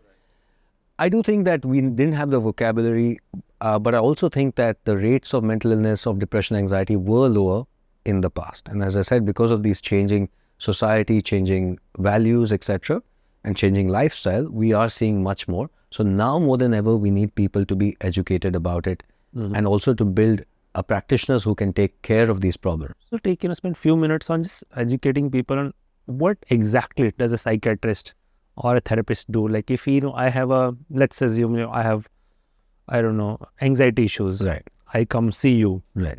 How does the interaction happen? Because I think physical symptoms very clear. Doctor will examine me. Based on they will have diagnosis, probably give me some test or medicine. But how does it work for mental health interaction? It actually works pretty similarly with a psychiatrist. And again, your experience will vary depending on who you visit and whether they are doing psychotherapy or not. But at the initial stage, a psychiatrist first has to diagnose, just like any other condition. So first they'll ask you symptoms, get a sense of what is happening right now, then understand context, which ideally should include an understanding of your psychological, social history, as well as biological factors. And when we formulate a diagnosis, we call it a biopsychosocial formulation. So let's say a person has anxiety symptoms, they come with feeling anxious. I go through what are the symptoms they might be having, what context, how they grew up, what their attachments were, what their lifestyle is, what their various biological factors are. We do some blood tests to rule out other physical conditions that can cause psychiatric symptoms, like a thyroid disorder, or vitamin issues, and so on. And then, having done all those assessments with what we call a biopsychosocial formulation, which means you have anxiety, here's the biological reason, here's the psychological reason, here's the social reason. Then we have to construct a plan of action. So is medicine required? Perhaps it's not. Maybe we need to look at therapy. If so, what therapy? What lifestyle interventions? And then the treatment plan is initiated. And then, just like with any other condition, we have certain metrics, right? These symptoms have to reduce by so much, by a certain amount, and the person's functioning has to improve, and so on and so forth. And not to generalize, but typically progress with the mental health issues likely to take months. It's not something that like an antibiotic. You pop a pill and 3 days your infection's cured. It's neither as quick nor as predictable as the antibiotic. I think both are issues. But having said that, if someone has, anxiety, depression, and they need a medicine, now the medicine is more predictable, which is why there's that bias sometimes towards prescribing medicine. When a person needs medicine, it's quite predictable, and if it works in about 6 weeks, people can actually experience, 4 to 6 weeks, people can experience benefit. As far as therapy is concerned, though, it can take a month, it can take 2 months, it can take 3 months. And the progress and the rate of improvement can vary for the same condition from person to person, Right. So it's in some ways complex to treat it, and that's where I think your integration across various factors can play a bigger role. But what you described sounds in some ways very normal. You have a condition for whatever reason, lifestyle or genetic factor. You see an expert, you get a diagnosis and prescription. Why there is so much stigma around this? I'm guessing it's definitely not in West. I think in our country the stigma is much stronger around this. Why is that? Mukesh, surprisingly, the stigma is there in the West even now. Not as much as India, of course, but it's not gone away. They still have mental health campaigns, etc., about awareness. I think there's something very human about the stigma, and that is that to feel like there's something wrong with my foot, for example, it doesn't feel like it's saying there's anything wrong with me. As soon as I feel there's something wrong with my mind, now it feels very scary, very personal. Right. And of course, we're also influenced by culture and some of the movies we might have seen about psychiatry and mental illness and what it means. But I think the stigma and fear comes because it seems to threaten our sense of who we are. And so taking a medicine for the pain in my leg is one thing. Taking a medicine that might alter my mind is how people think about it, and they're very scared. But I think people need to understand that just like with physical medicine, crocin is different from antibiotic, is different from chemotherapy. Yeah. Same thing with psychiatry. There are different medicines for different purposes. And the medicines that we are using today for depression and anxiety don't make people zombies. They don't make people addicted. And they have a role to play for the right person. So it will need more education. It will need more and more people seeking help, conversations within families and societies, and like podcasts like ours, when people finally accept that, as you said, what's the big deal? Let me take care of it and live a good life. So where do you think we are headed? I see it's kind of a race between, on one hand, there's no question that the cases of mental disease are increasing rapidly. On other hand, yes, awareness is increasing, solutions are available. Which is going to win? Like, where are going to end up in 5 or 10 years from now? Where would we end up in this race between solutions and problem? I think that things are going to get a little worse before they're going to get better. Every time there's been a challenge, for example, COVID was a huge challenge to mental health as well. We did see an increase in number of people open towards treatment. That's a good thing. So as we see more social suffering because of mental illness and stress, anxiety, depression, you will have more and more solutions, more people willing to do the things that's required for prevention and therefore for treatment. But in the next 5 years, my fear, Mukesh, is that things are going to get worse before they're going to get better. Do you think, what are the India-specific solutions? You allude to, these are things we've been familiar for thousands of years. People thought very deeply about this. They codified in philosophy, in various practices. We invented Ayurveda and yoga and so on. what role some of these traditional practices have today in the Indian way of dealing with, this growing epidemic of mental health? There's no doubt that yoga and meditation, for example, are very useful in prevention of mental illness. There's plenty of data, and it's going to increase that data. We also know they play a very important role in the treatment along with talk therapy. So as a first instance, I would like to see the integration of these practices and mainstream acceptance of this across our country. So that almost like if you go to a GP for diabetes or hypertension, you should be also encouraged to seeing someone for yoga and meditation. And we have a society where we don't see that as less impactful, less scientific. Because part of the reason is that I feel like people somehow see that as old school, you know what I mean? It's not going to help. Well, it does help. Yeah. The second thing is that when we look at treatment itself, there should be greater integration of Ayurvedic and other techniques from Indian medicine along with Western therapies. For example, the whole separation of mind and body in the West until recently, where they saw depression as a mental problem but not a physical issue. Right. When everything from the symptoms you experience to the way the body changes with depression actually shows you that it's a mind-body problem. Now in India, in Ayurveda, they always treated depression as a mind-body problem. There was always interventions for your gut and for your body for something that we would call in Western medicine mental illness. I would like to see greater integration of that because in my practice, I've been doing it for a long time. We know there's growing data that's helpful. So something like, for example, there's a treatment called Shirodhara in Ayurveda, which is basically warm oil and other things. But in one of the techniques, you pour warm medicated oil on a person's forehead in a rhythmic motion. Right. Now, for the last many years, I've been using that in my practice for the treatment of anxiety, depression, and insomnia. Yeah. And my more conventionally Western-trained psychiatrists are aghast at the idea. They're like, why would you be doing this oil thing? Which I think shows a lack of openness to trying to understand that it can work, observe and accept that it works, and then try to figure out why. Right. In fact, there are a couple of Japanese groups that are doing interesting research, and they have found, for example, there are alterations in serotonin metabolites after a session of Shirodhara. And if you look at it from a Western medicine perspective with an open mind, you start understanding that maybe there is something because, our face is innervated by what we call cranial nerves, the trigeminal nerve, for example. And cranial nerves are directly connected to the brain. And when you pour oil, you're actually stimulating a cranial nerve. So this is one potential way you're stimulating the brain using Shirodhara, and that should be investigated, in my opinion. Anecdotally, I see that people, for example, are suffering from insomnia, and you have treated it with Western medicine. Insomnia is a notoriously hard symptom for us to treat in Western medicine. We don't have a single medicine that treats someone's insomnia and preserves what we call sleep architecture, the way sleep is supposed to go in its 4 stages at night. Shirodhara works wonders for many people. So, but it should not be just relegated to the Ayurvedic corner. It needs to be integrated. And so I would like to see, and that's just one practice, Mukesh. There's so many practices from Ayurveda that we need to start investigating. Right.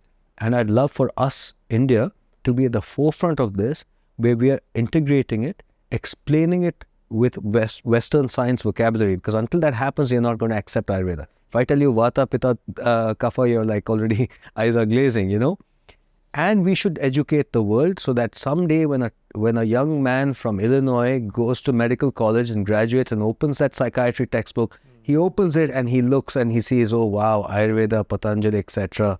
And he's like, wow, I need to move to India to learn psychiatry. That's a great vision. Probably will take, many decades and probably a lot more, studies, accumulation of data and so on. But just here and now, someone who is dealing with some kind of mental health issues or maybe insomnia, and let's say they are interested in exploring this integrative approach, what do they do? I mean, they can obviously come and see you, but they are just, there are not that many of you out there. They are still, conventional psychiatrists, and perhaps, there's Ayurvedic, spa and so on. What do I do to be able to, explore both in an integrative manner and not having to design on my own whether I go this place for Shirodhara, but somebody else for therapy? This is a really hard question. Of all the questions you asked me, Mukesh, my own career is about trying to get other practitioners into the integrated model, because I think that has to happen. Until then, the consumer has to be informed has to actually be the champion of their own healing journey. You cannot be an uninformed consumer, especially when it comes to mental health. And you're going to have to, and I hate to say this, cobble together some of this on your own unless you have access to someone who integrates it. Yeah. And it can be done. The first integration I want everyone to think about is therapy and the biological or medical aspects. We know that for mild depression, anxiety, do not use medicines. The data is now very clear that therapy is better than medicines. When you look at moderate, some cases need, some cases, and I would say talk to a psychiatrist who definitely works with a therapist if they're not therapists themselves. Right. The second thing is do yoga and meditation in conjunction with and talk to your therapist. So there are therapists who are more open to it, and you should find a therapist, while they may not be proficient, they're more open to it. Yeah. As far as Ayurveda is concerned, I think that is a little harder to integrate. But by and large, many Ayurvedic practitioners are also, they understand that you're seeing a Western medicine person, they won't interfere with that. But the difficulty is in getting those two people to talk. So I think the main thing is to be an informed consumer and to try to get the best of all of this yourself. Okay, so your perspective is super clear. I think integration can definitely, open up new avenues and probably accelerate, treatment people can get. Both practitioners and consumers probably need to inform themselves a lot more. And let's also hope. We obviously can't manifest it, but we can try. We should try. Yeah. No, yeah. Maybe, who knows. But I think you touched upon this briefly. I want to now go back to that idea. You said, the things like therapy, etc., are not only when you are having a clear problem. Yes. I think maybe first you can start by just explaining what CBT is, right? Because I think we hear a lot about CBT. I know there are many kind of therapies, and then connect it to, just in everyday life. How can me, because let's say I'm trying to just do my work better, or I'm trying to be more present, or maybe, I have a way of just, getting into this, negative thought spiral, which just can't go away from my head. How can I integrate some kind of therapy in my life to just be better every day? So let me answer both those questions separately, because CBT is a specific, I think it's a very important question, the role of cognitive behavioral therapy, or CBT, which has become one of the most popular forms of therapy. And to me, the rise of CBT really exemplifies some of the problems we have with modern psychiatry. The reason CBT is so popular is not because it's more effective, but because it lends itself to research study by its very nature. You can make it a protocol, you can have clear steps, and you have a time limitation to it. And therefore, you can show some benefits if the study is powered to show certain benefits at the end of, say, 3 months or 4 months, etc. Cognitive therapy really is about the idea that by changing negative thoughts, what are called automatic negative thoughts, you can change your feelings. And it's true to an extent, but there's plenty of evidence to suggest that feelings are more powerful than thoughts, and that the direction is really not top-down as the cognitive therapist would suggest. And invariably, what we find is while people say they do cognitive therapy, they're doing other things, and research now tells us that the single biggest predictor of therapeutic success is not the kind of therapy, but the quality of relationship and alliance between therapist and client. That's the single biggest factor, what we call therapeutic alliance. And that's to do with a lot of things that are hard to measure. Non-verbal, personality, energy, the resonance between you and therapist. Essentially, if a person feels accepted, not judged, truly heard, and truly cared for by their therapist, that is the healing experience. Or in their environment. Yeah, but most of us now are not getting it in the environment. But that's a very powerful idea. You are saying this, directionality between thoughts and feelings is two-way in some ways. Absolutely. Thoughts can affect your feelings, but somehow if something makes you feel better, you can have better thoughts. Neurologically, there's no doubt. When you look at the way the neural pathways are structured, those that are in the limbic system, the more emotional brain, have much stronger neural connections to the prefrontal cortex, which is the thinking brain. And the thinking brain is by design not as strong. So it doesn't make sense to presuppose that again, that's because the Western capitalistic model is all about this. Right. Change your thoughts, change your life. Yeah. You're the master of your destiny. That kind of, that's erroneous. Feelings, as you said, if you change your feelings, if you're feeling bad, and I've had plenty of patients, and any therapist watching this, even if they're practicing cognitive therapy, knows this to be true, that while it's useful initially, and initially it makes intuitive sense, and the client is like, wow, invariably for people who are suffering, a time will come when they tell you, I get it, I know I should feel good about myself, but I don't feel it. I just don't feel it. I don't believe that thought. And every therapist knows this is true, and yet we think cognitive therapy is that useful. It's not. Feelings, which is non-verbal feelings, just a sense of who you are, is more powerful, and we should be looking at therapeutic techniques that work directly with feeling, which takes me to my work with soma and body, because that's where feelings also reside. Now, going back to your second, more, I think, broader question about how can I use therapeutic techniques in everyday life, not just for treatment, but really for self-realization, self-actualization, to be the best. There are certain insights from the world of therapy that everyone needs to know. The first is that you have certain implicit ideas about the world. And by ideas, I don't mean thoughts. These are implicit. Yeah. By implicit, I mean they're the background of your world. You're not even questioning it. It's like that old story about two fish swimming in water. I don't tell the story, yeah. Those two fish are swimming in water, and an older fish passes by and says, "How's the water, boys?"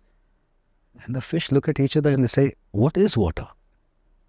When we swim in our reality, we cannot see it, we cannot examine it. And those are implicit. It's so implicit about how much value do I have in this world? How much do I need to defend myself or look for threat in this world?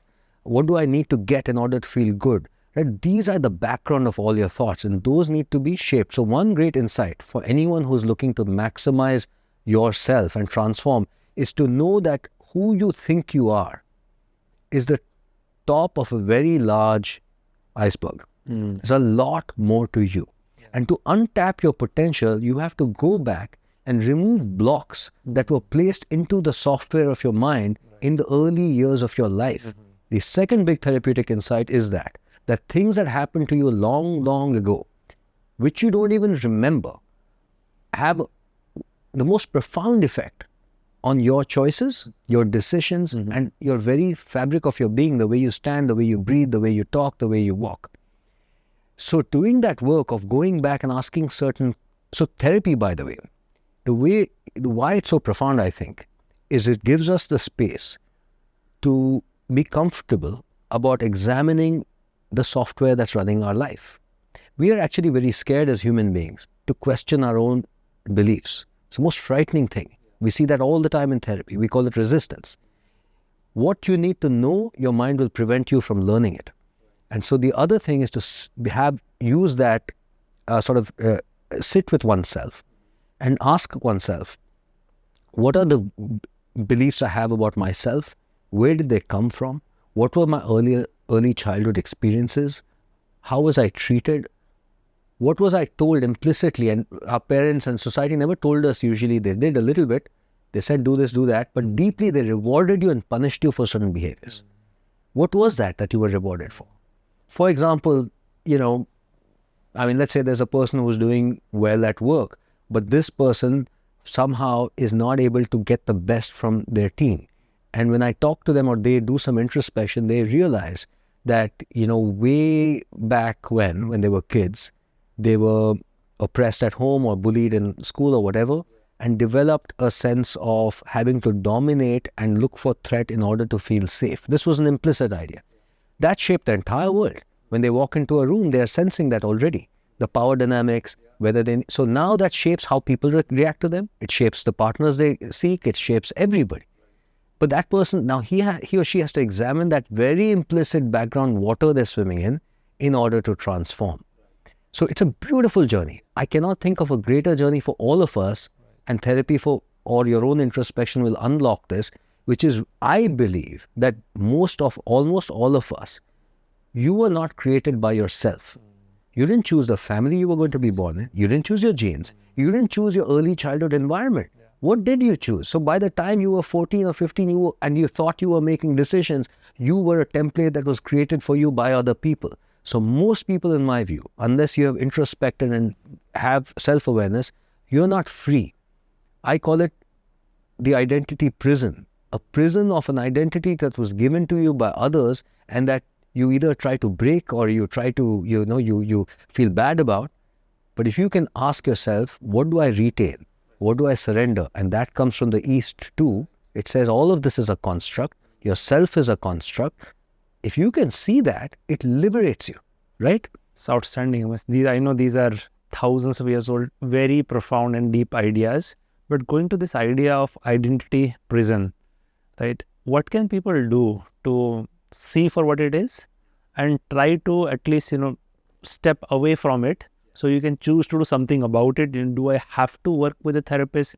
Can I do something by myself? Are there any practices you can suggest or techniques that, I can start to at least make some progress with this? I think meditation techniques are absolutely imperative, because that is a whole technique which is about going into the inner world. So you have to do meditation. And what do I mean by meditation? I mean starting with just training of your mind to notice what is happening here and now. That is just an initial thing.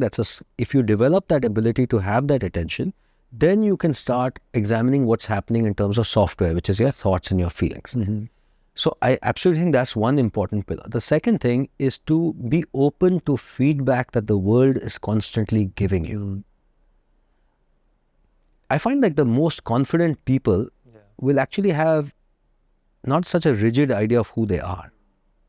If we have a rigid idea of who we are, then we can't grow, as you know.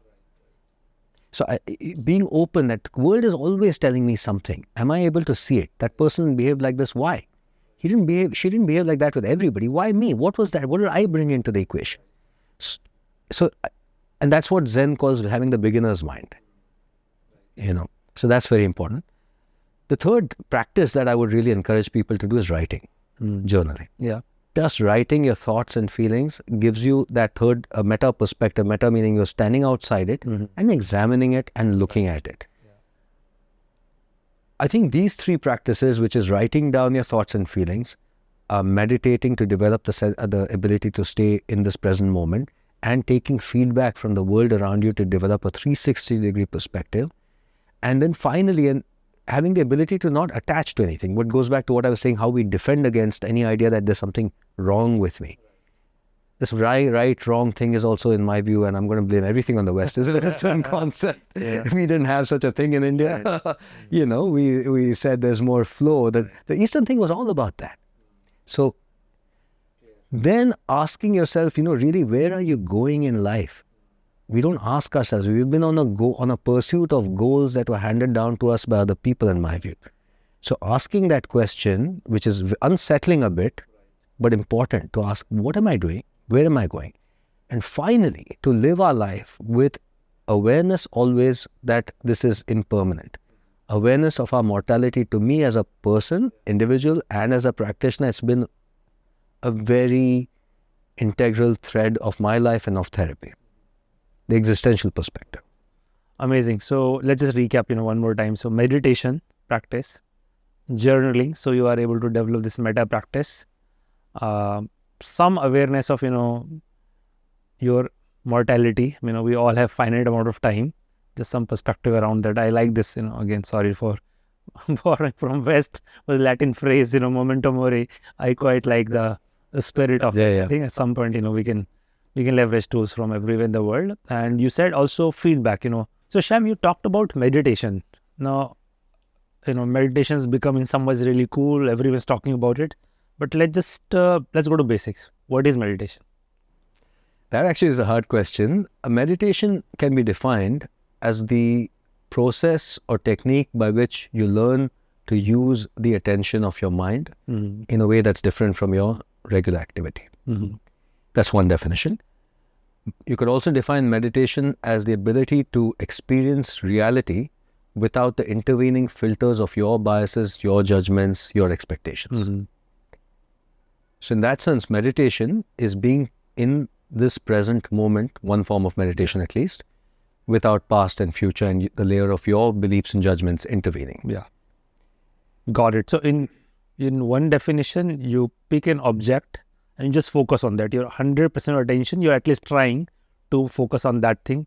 Other definition is saying you are observing something which can be changing, but you are not engaging with it. Correct. You're just, just observing without any judgment or attachment. Yeah, so all of the meditation techniques involves using your attention in different ways, whether it's on an external object or an internal object or breath. In all of these, you're playing with attention. And by playing with attention, you're starting to get a sense of what reality is, as opposed to how reality is constructed by your brain. Right. I think people often assume that the brain is showing you reality. The brain is not showing us reality. The brain is constructing a reality that has validity only for our neural or similar neural systems. There's no objective reality that we are seeing. That we can all agree, right? I mean, scientifically. So, right. Yeah, on that, I think one concept, which helped me understand this idea better was, so if you think about, I'm I'm able to see you, I'm able to see this room and everything. But in reality, what is happening is light from all this is hitting my eyes, getting converted into electrical signals. That electrical signal is traveling via optical nerve to my brain. And then brain is kind of, projecting on a screen. It's projecting this reality, for me, it's recreating from electrical signal, just like how television does. And knowing that, my brain cannot actually ever see you directly because it's enclosed in this, shell. And the only thing I have interest in the world is, this electrical signal that's right. To come, right? That's one form of, one way to think about, the reality is creating. It's mind-blowing. That famous Zen koan, if a tree falls in a forest and there's nobody there to hear it, did it make a sound? Right. But scientifically speaking, no, it didn't make a sound. It made vibrational waves that until there's an apparatus that converts those waves into an electrical energy that we call sound, it's not sound. So what boggles the mind is right now, outside the limits of our perception, is just waves. It's just waves of different wavelengths. Only a part of the visuals is visual spectrum, and so on. So we know that the brain is not presenting objective reality. It's constructing a reality. Now, meditation is about noticing what reality is being constructed for you and to get a sense of perhaps what objective reality is. And also then, therefore, will tell you who you are. Right. And how you're constructing yourself. Right. So, but starting off in a meditation journey is hard. I've been now meditating for a long period of time, but initially 7-8 years ago, just sitting still for 5 minutes seemed like impossible. How does, let's say, someone who has never meditated, what will you advise? How can they start on this journey? I often tell people, if you find it hard to meditate, chances are you need meditation. And I think it's amazing when people say, like yourself, who have a mind that moves and you're doing things, you're a doer in that sense. I think sometimes it's against the grain just to sit. The main thing is to know that, like with any skill, doing it regularly will make it very easy. Yeah. I think people are intimidated by this word meditation. Yeah. Your mind may be uncomfortable. Give it 5 minutes, and until you can do it for 5 minutes, then build it to 10, then build it to 15, and you're good, So, and starting people should do it on their own or using, nowadays there's so many different, apps. And we work together on this whole MindFit thing also, right? Yeah. What is the easier way to start? I think if you find a great app like the one we made, then by all means use an app. I think in general, I would say use an app. There are lots of good apps that get you started on meditation, and it's always easier. If you find a good teacher, then that would be great, someone you can visit and learn. And within meditation now, there is a huge spectrum, right? You can start with 5 or 10 minute guided meditation and so on. You can do much longer meditation. There's a whole, Yog Nidra, which is now marketed again, your favorite topic is NSDR and so on. And then there's this, 10-day meditation retreat like Vipassana. How should I think about this whole spectrum of meditation tools that are available? Normally, I don't recommend that people go straight for the 10-day Vipassana, which is sort of the Goenka school of Vipassana. I don't advocate that. Because most people have a life that they need to integrate and make meditation a part of. So it has to be consistent with your lifestyle. I would recommend you start with an app, do it 5 minutes every day until you can do it regularly, then build it up to 10 and then 15 minutes. And at about 15 minutes, if you can do 15 minutes regularly, and you do that for about 4 weeks, I expect most people to benefit in terms of better mood, better concentration, and better sleep, if nothing else.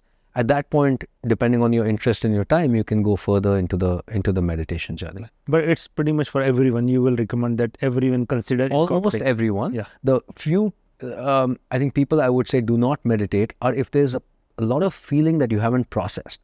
Someone who's gone through loss, grief, or any kind of emotional turbulence that they haven't sat with that.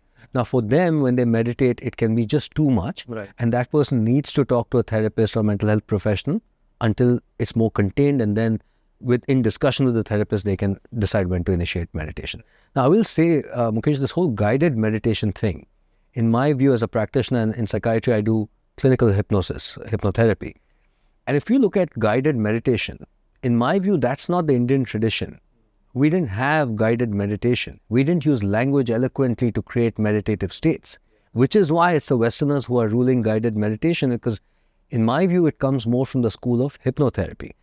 So when I do my guided meditations, I use language, tonality, metaphor, and so on to create a certain emotional state. I do that in therapy, I do that in guided meditation. But dhyana, as it was practiced in the East, and even traditional vipassana, there was very few instructions. The instructions was very, very simple. But then you had to go on this whole journey yourself, where you didn't have the person narrating this. So in that sense, I don't see guided meditation as equivalent to real meditation, but it's a good place to start. And so, okay, let's define dhyana also. Like, what does dhyana in the simplest form look like?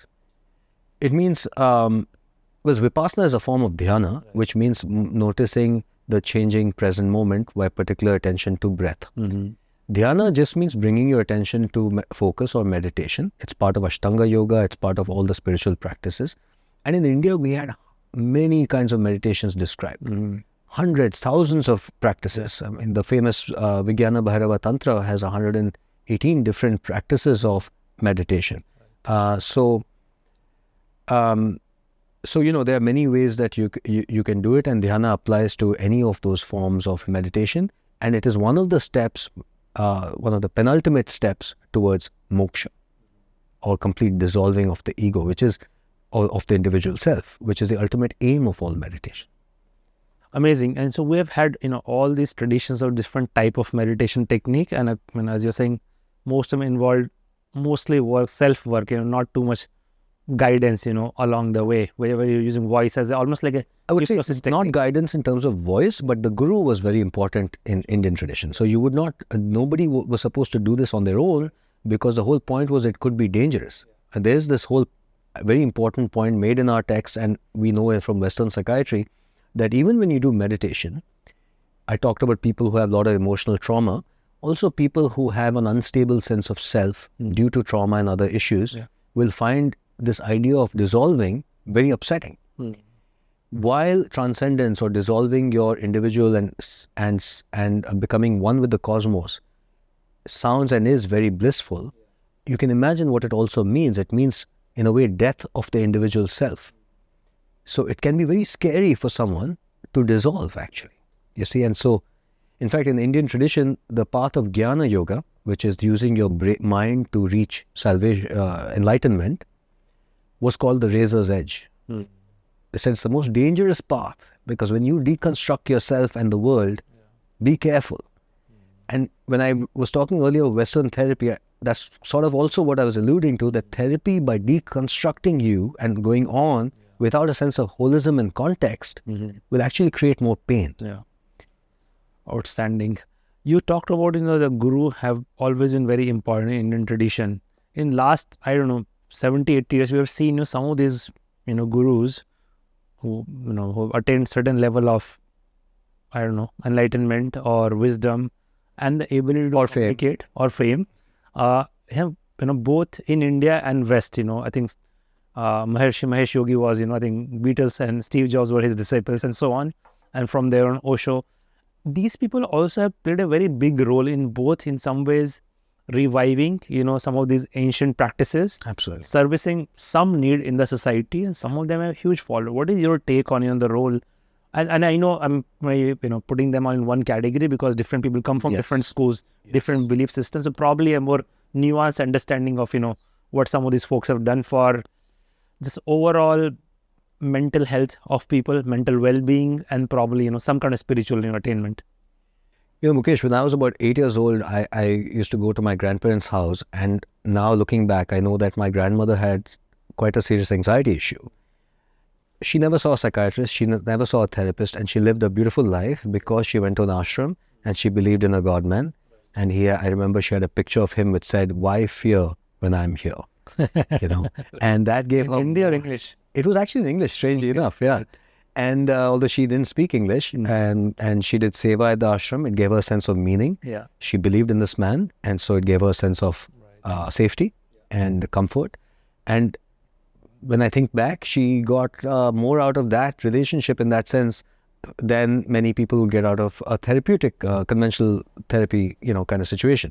So when I look at the Indian scenario, where we have 1.2 billion people and only 8,000 psychiatrists, and yet all these decades and centuries we have managed without therapy, I see that the ashram, the guru, satsang, community and seva and spirituality had a huge, if not probably outside the social fabric itself, was the main mental health treatment and prevention for our country.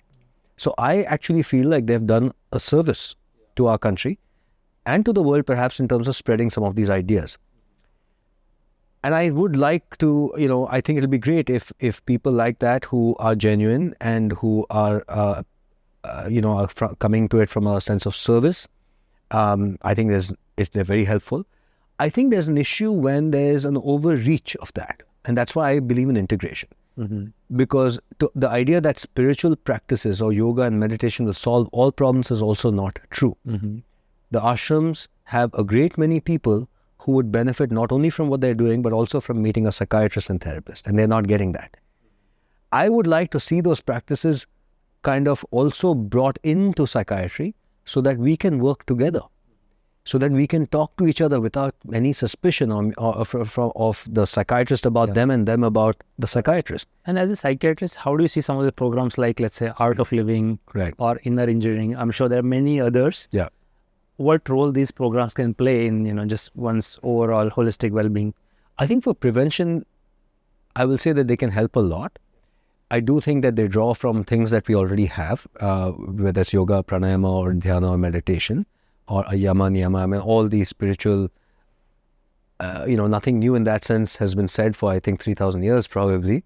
But I think people have made it more contemporary and relatable and more like a protocol, which is also great. Yeah. So I totally see a role for any mass program that integrates mind and body and gives people, it helps people in terms of prevention. Absolutely. Right. And what is about these, just going back to, some of these folks have become extremely popular in West, probably even more in 60s, 70s, 80s, still continuing. Yeah. Why does, West find some of these, gurus so fascinating? The same reason I think now that we are being drawn to, I think it's now in India, for example, I also see Gen Z more interested in spirituality at this age than I guess Gen X or millennials were. I think the reason is because modern life can feel empty, soulless and meaningless. There's only so much that your desire can get you. There's only so much you'll feel satiated by buying things. And I feel like for people who are in the West for a long time now, they had reached the limits of what their material needs could give them. Yeah. And once you realize that that's not going to make me happy, you have to, Maslow's hierarchy, you get into spirituality. And if my belly is hungry, it's an easy problem to solve. If my soul is hurting, now it's a much deeper existential issue. And that is what the gurus from Maharishi Mahesh Yogi to particularly, I think, Osho was addressing, which is you have everything materially, and therefore that's nothing. Therefore you can say that that's not really making you happy until you get that though. As a country. So I feel like as a country, as we develop materially, and we're going to go through the cycle faster than America. Let's say it took them 30 years to realize materialism is not everything. It'll take us 5 years or 10 years. And I think we will come to the realization and conclusion that our life cannot be complete unless we go inside and discover something within. And of course, we only have to go next door, and our Guruji is probably right there. It's all over the place, Yeah, so that's cultural heritage of cultural heritage of people. And instead, if they're able to codify protocols around breathing techniques and meditation and yoga and, prayer and seva and so on, right? It's probably going to do a lot of good for people's mental health. But even from science point of view, I think our understanding of brain and neuroscience is dramatically better. Yes. So all kind of new tools and protocols are becoming increasingly accessible. But before diving into that, I want to talk to you about, words like dopamine and serotonin have almost become a, cultural artifact. Everyone talks about it, throws them around, That's right. Let's talk about, what is our understanding of what is the significance of dopamine, how does it work, when it comes to mental health, performance, serotonin, and what can we talk about which is both accurate and useful. To me, as a doctor, as a scientist, these are very reductionistic ways of understanding the brain, the idea that dopamine means reward and we can use that. We are learning a lot more about brain science, but I believe in the camp that accuses modern neuroscience in psychiatry being like what we used to call phrenology in the 1930s. It's called the new phrenology. So phrenology, as you're aware, Yeah, I'm somewhat aware, but why don't you, for the listeners, explain what phrenology is? Yeah, let me explain to the listeners. In 1930s, there was a German guy, Franz Gall, I think his name was, who came up with the interesting idea that the bumps on our skull are correlated with our mental functioning. So they had a whole science about it. And, my head is shaved so you can see the bumps clearly. So they had the whole, like, this bump means you're smart, this bump means you're neurotic. And they had a whole map. Yeah. Now, what we're doing with brain science is called the new phrenology by some critics like myself, because that's what we're doing. We are thinking association is causation. It's ridiculous to think of, the brain like that. So today's science is about saying, if you have anxiety, let's look at what parts of the brain. If you think about this, let's look at what part of the brain, what chemical. The brain does not work like that. And we are going to realize very soon that this is an association, not causation. And while we need to learn about the associations, we should not believe that that's the cause. Now, that idea and concept has trickled down to popular culture and conversations where people are, I need a dopamine detox, I need a hit of dopamine, I need serotonin. And to me, this is the Americanization. This is how they trained a population into thinking of themselves as machines and cars who need to go to the psychiatrist for a top-up of some fluid that is deficient. Ridiculous. They would come. The main problem I had as a psychiatrist was people negotiating with me for drugs all the time there. Whereas in India, one of the good things and bad things, the good is that we are not pharma heavy, especially when it comes to psychiatry. And that from India, culturally, we really don't like medicines. Yeah. And that means we will put in a lot more effort into the other things like lifestyle and therapy. But the bad thing, of course, is we don't take it when it's necessary. So this reductionist approach about just talking about, dopamine, serotonin, oxytocin in everyday life. In my view, it adds nothing to the knowledge. If I said you are rewarded, you feel rewarded, or if I said you had a hit of dopamine, what difference does it make? It has changed nothing. Because even, by the way, your brain has a way of compensation. If you remove this part, another part will compensate for it. So we're not looking holistically. Yeah. If I, for example, say you have if I say to you, Mukesh, think of a pink elephant, and we do a functional MRI scan, and this part of the brain lights up, is the cause of the pink elephant the part of the brain that lit up, or was it an idea or a thought that came from the outside? To say that your brain created the pink elephant would be ridiculous. We all know that. And yet we are doing research as if these are individual brains with no context. That's not how the brain... Right. So I think what you're implying is our brain is way more complex. We have this 100 billion neurons. From what I understand, each neuron can have up to 10,000 connections that translate into a huge number, right? 100 billion times 10,000, right? The most powerful machine in the universe. Correct. And reducing it to just saying, this particular hormone is, doing this to you is probably just way too simplistic. And Absolutely. But we are learning more and more about various tools and techniques. I mean, these days, there is so much research on the whole idea of psychedelics. Right. I think a lot of psychology, mental health professionals starting to use. I know a lot of studies in clinical trials. What is your overall take, and are you overall excited about the potential of psychedelics in treatment of mental health issues? I'm very excited. I'm very excited because it is the first time in the history of psychiatry that when psilocybin, which is extracted from mushrooms, it's already in clinical trials for the treatment of depression, anxiety, and PTSD. But it's the first time that the drug has to be prescribed along with therapy. The trial is not even constructed without therapy. Right. And to me, that is what I've been saying for the longest time, this integration I was talking about.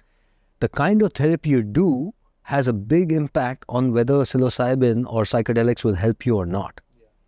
So this is where the brain, mind, identity all come together. And by the way, the reason I'm very excited, particularly about this class of medicine, is because my therapy, integral self-therapy, and the whole East-West thing I was talking about is about transcendence, is about dissolving, is about feeling oneness and contextualizing the oneness experience with your life, which is what these medicines are designed to give you a shortcut into. And so what are some of the more promising psychedelics that are being investigated? So psilocybin is probably, in my view, the most promising of all of these. There's LSD, of course. There's MDMA, which has recently been approved in Australia for the treatment of post-traumatic stress disorder. And then there's DMT and the other hallucinogens. But the DMT is like supposed to be extremely powerful, right? DMT is very powerful, but keep in mind that psilocybin is a derivative of DMT. So what we call psilocybin is a pre-drug which gets converted in the body to something called psilocin, which is basically 4-hydroxy-DMT. So it's a DMT that which is basically a derivative of something we call tryptamine. Yeah. So anyway, you have all of these compounds, which, by the way, as you know, historically in the 60s, there was a lot of interest in psychedelics. Yeah. Hoffman, who from Sandoz came up with LSD. He then extracted psilocybin, and there were literally 500 to 1,000 papers about how effective these are. And then because of politics and stigmatization, for the last 40 years, it's gone until it's made a resurgence. And are you seeing signs of this happening in India as well? Are people looking into this? Are there any, any trials happening in India? There are no trials, as far as I know, happening in India. I have for years had patients who have lived across the world who on their own have done psilocybin in the interval prior to my session or taken other hallucinogens. So I've had the opportunity to observe its interaction with therapy. And I can tell you, I use meditation to create transcendence. And the whole point of my therapy is how do you create transcendence, give you the experience of oneness, to help you experience the fact that you are not locked into this identity. Mm-hmm. Okay. Now, when I started doing this therapy, and a few of my patients who were living abroad went to a shamanic tea ceremony, took psilocybin, and then came for therapy. And I can tell you, Mukesh, one session achieved as much as maybe 20 or 30 sessions. The kind of insight they got, because as I said, it's not about ideas. The penny has to drop. You have to feel something. You have to have an epiphany in therapy. You have to have what we call like an aha moment. That was happening more predictably and easier with psilocybin and other compounds. And we know from the neurochemistry that it does interesting things to the brain that perhaps changes the ways in which the brain works, different parts of the brain work together. So is there any hope in this decade some of these psychedelics become prescription drugs that, you can perhaps recommend? Absolutely. I think psilocybin is probably going to be on the formulary in the US very soon, and hopefully then globally it will be available. My only, I would say, what shall I say? I just feel not so good about the fact that Western medicine, again, by the virtue of science, has to take an extract from a plant and study only psilocybin as opposed to the whole mushroom. Mm. Because we know as we look at these plants, they're different alkaloids, they're different compounds that have a synergistic effect. Some inhibit certain effects, some amplify certain effects, but Western science can't do it because you need a randomized trial, you see. So my fear is that we may not see the same kind of efficacy that we might have seen with the whole plant as we will with psilocybin, but let's wait and see. But yeah, I'm very excited about this whole new, it's not new, but let's say the resurgence in the of this, because to me, it is finally we're bringing together what was called spirituality and psychiatry and psychology together as it always should have been. And in some ways, it's again not very new, because in most traditional cultures, people have been using different kind of plants to induce certain mental state for curing various kind of things and so on, right? So it's probably finally we are able to figure out how it works. But people probably have known in various cultures, at least, a lot of benefits will derive from these. Absolutely. All ancient cultures have used either plants, herbs, substances, or techniques to cause the dissolving of the individual self.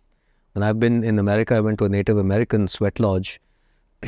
Very similar. You had a transcendent experience, just as you might when I was in the foothills of the Himalayas meditating, so.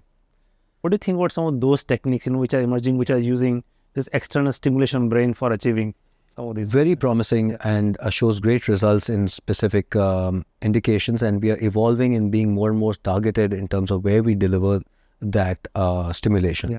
So repetitive transcranial magnetic stimulation uses a magnetic coil and you have magnetic basically pulses of different frequencies that cause activation of certain brain areas, and it's actually very useful. Again, in America, it's underused because, in my view, because of cost and various other things. I definitely think these are things that we use in our practice. More and more psychiatrists are using it, and definitely has a lot of promise. Absolutely. And are there other tools that, which are just new emerging tools that you are tracking or you are excited about? Fascinating. One is, of course, we talked about psychedelics, and then with brain stimulation, transcranial magnetic stimulation is getting more targeted and more getting into deep brain structures more. Mm-hmm. I'm also very interested in certain techniques where we can notice what's happening at in terms of brain activation and modulate it. For example, there's a very interesting device that amplifies slow wave sleep by monitoring when you're getting into that slow wave sleep and then giving an auditory stimulus that increases that slow wave stimulus. Right. So you see, we once we understand the physiology, we can start playing around with that to increase various capacities of the brain. In last 10 years, sleep has also gotten a lot of attention. There are, all these tracking devices, supplements, and so on. What is just your understanding of correlation of sleep with general, various mental health aspects? We have always known that sleep is one of the most prominent symptoms that would show up sleep problems in all kinds of mental illnesses, mental health conditions. We also know that sleep is extremely important and vital for restoration and healing. Mm-hmm. We also know that there are interesting correlates between phases of sleep and mood. For example, people who go through depression, if they are sleep deprived for a night or two, their mood actually improves. And in further studies, they found that it's the REM phase of the sleep. When you disrupt REM, that's the rapid eye movement, the dream part of the sleep, that's the part where you start improving mood. Of course, that improvement was not sustained, which is why that's not. So there's some very interesting data and ongoing research about sleep, what it means in terms of mood, etc. I think firstly, from a prevention perspective, there's a public health crisis in terms of people not getting enough sleep, where we seem to have almost made it heroic to not sleep enough when we should make it the other way around. Yeah. Everyone should get enough sleep. And enough sleep? Enough sleep, I tell people you should go to sleep and wake up without an alarm and wake up feeling refreshed and ready to go. And that is usually 7 to 9 hours. There's almost no human being under 7 hours. And if it's over 9, it's usually some kind of issue. Usually it's 7 to 9 hours and you feel refreshed when you wake up. Ideally, you have to determine what that amount is. Let's say it's 8 hours for somebody. They should then subtract that from their desired wake-up time and go to bed at that time and not use an alarm. Mm-hmm. To me, the widespread use of an alarm, by the way, is one of the countless ways in which we are traumatizing our poor neural systems. Right. And I think from what I understand is when you use an alarm, if you are in a particular, let's say, deep sleep phase, it's just you're startling yourself and you're abruptly coming out of that, right? I mean, the name implies it, right? It's saying alarm. It's saying alarm you to get up. Even if it's not deep wave sleep, Mukesh, honestly, it is going to cause some stress hormones to be released. And I have not met anyone who loves the sound of the alarm. So clearly, to wake up with that nasty sound that's in your mind is associated. We know that more heart attacks occur on a Monday morning than any other day of the week, right? Is that a fact? Yeah, it's a fact. So we know the way we structure our day and the way we feel about it is going to change our physiology. So my heartfelt plea to anyone watching is try your best to not assault yourself in the morning with an alarm and to wake up after you've had enough sleep. So speaking about, structuring your day, etc. Let's say, I think one of the core focus area of this podcast, people who really want to do big things in life. And from what I understand, doing big things in life, a lot about just managing your mind, because how else, how do you set goals? How do you stay on a journey for a long period of time? How do you motivate yourself when you're not feeling motivated? The harder the things you are trying to do, the bigger are the failures and setbacks. Let's talk a bit about this, knowledge of how your mind works and how can you manage your mind. What can people do who are, really determined to do big things in life, which are not going to happen overnight? You've been practitioner yourself in terms of you have done big things in your life. You've also studied mind, deeply. Let's just talk what, beyond, basic preventive stuff. What can somebody, who wants to do big things, how can they use the knowledge of brain? Sure. I think we have to learn how to manage not our mind as much as manage our energy. Okay. And the way I see it, we're all doing effort. Yeah. But for a lot of people, if they ask, where am I putting that effort is inside the head. And I believe we should live a life of maximal efficiency where I'm putting as much effort outside. You're seeing this guy slogging and doing whatever he wants. But inside, there's peace. Like moving from first gear to overdrive, fifth gear. So I think the key thing is to reduce what I call inner effort and to have what I would call effortless living. And again, this is not necessarily new. If you look at the Indian concept of being a karma yogi or the Western idea of being in flow, this was the holy grail. To do this, to reduce inner work, we have to reduce inner conflict. Different parts of our mind, which are often not working in synchrony, should be harmonized. When there's unity inside, there is no conflict, as the machine is not heated up. There's minimal effort reconciling the conflict, and all effort is channelized outside.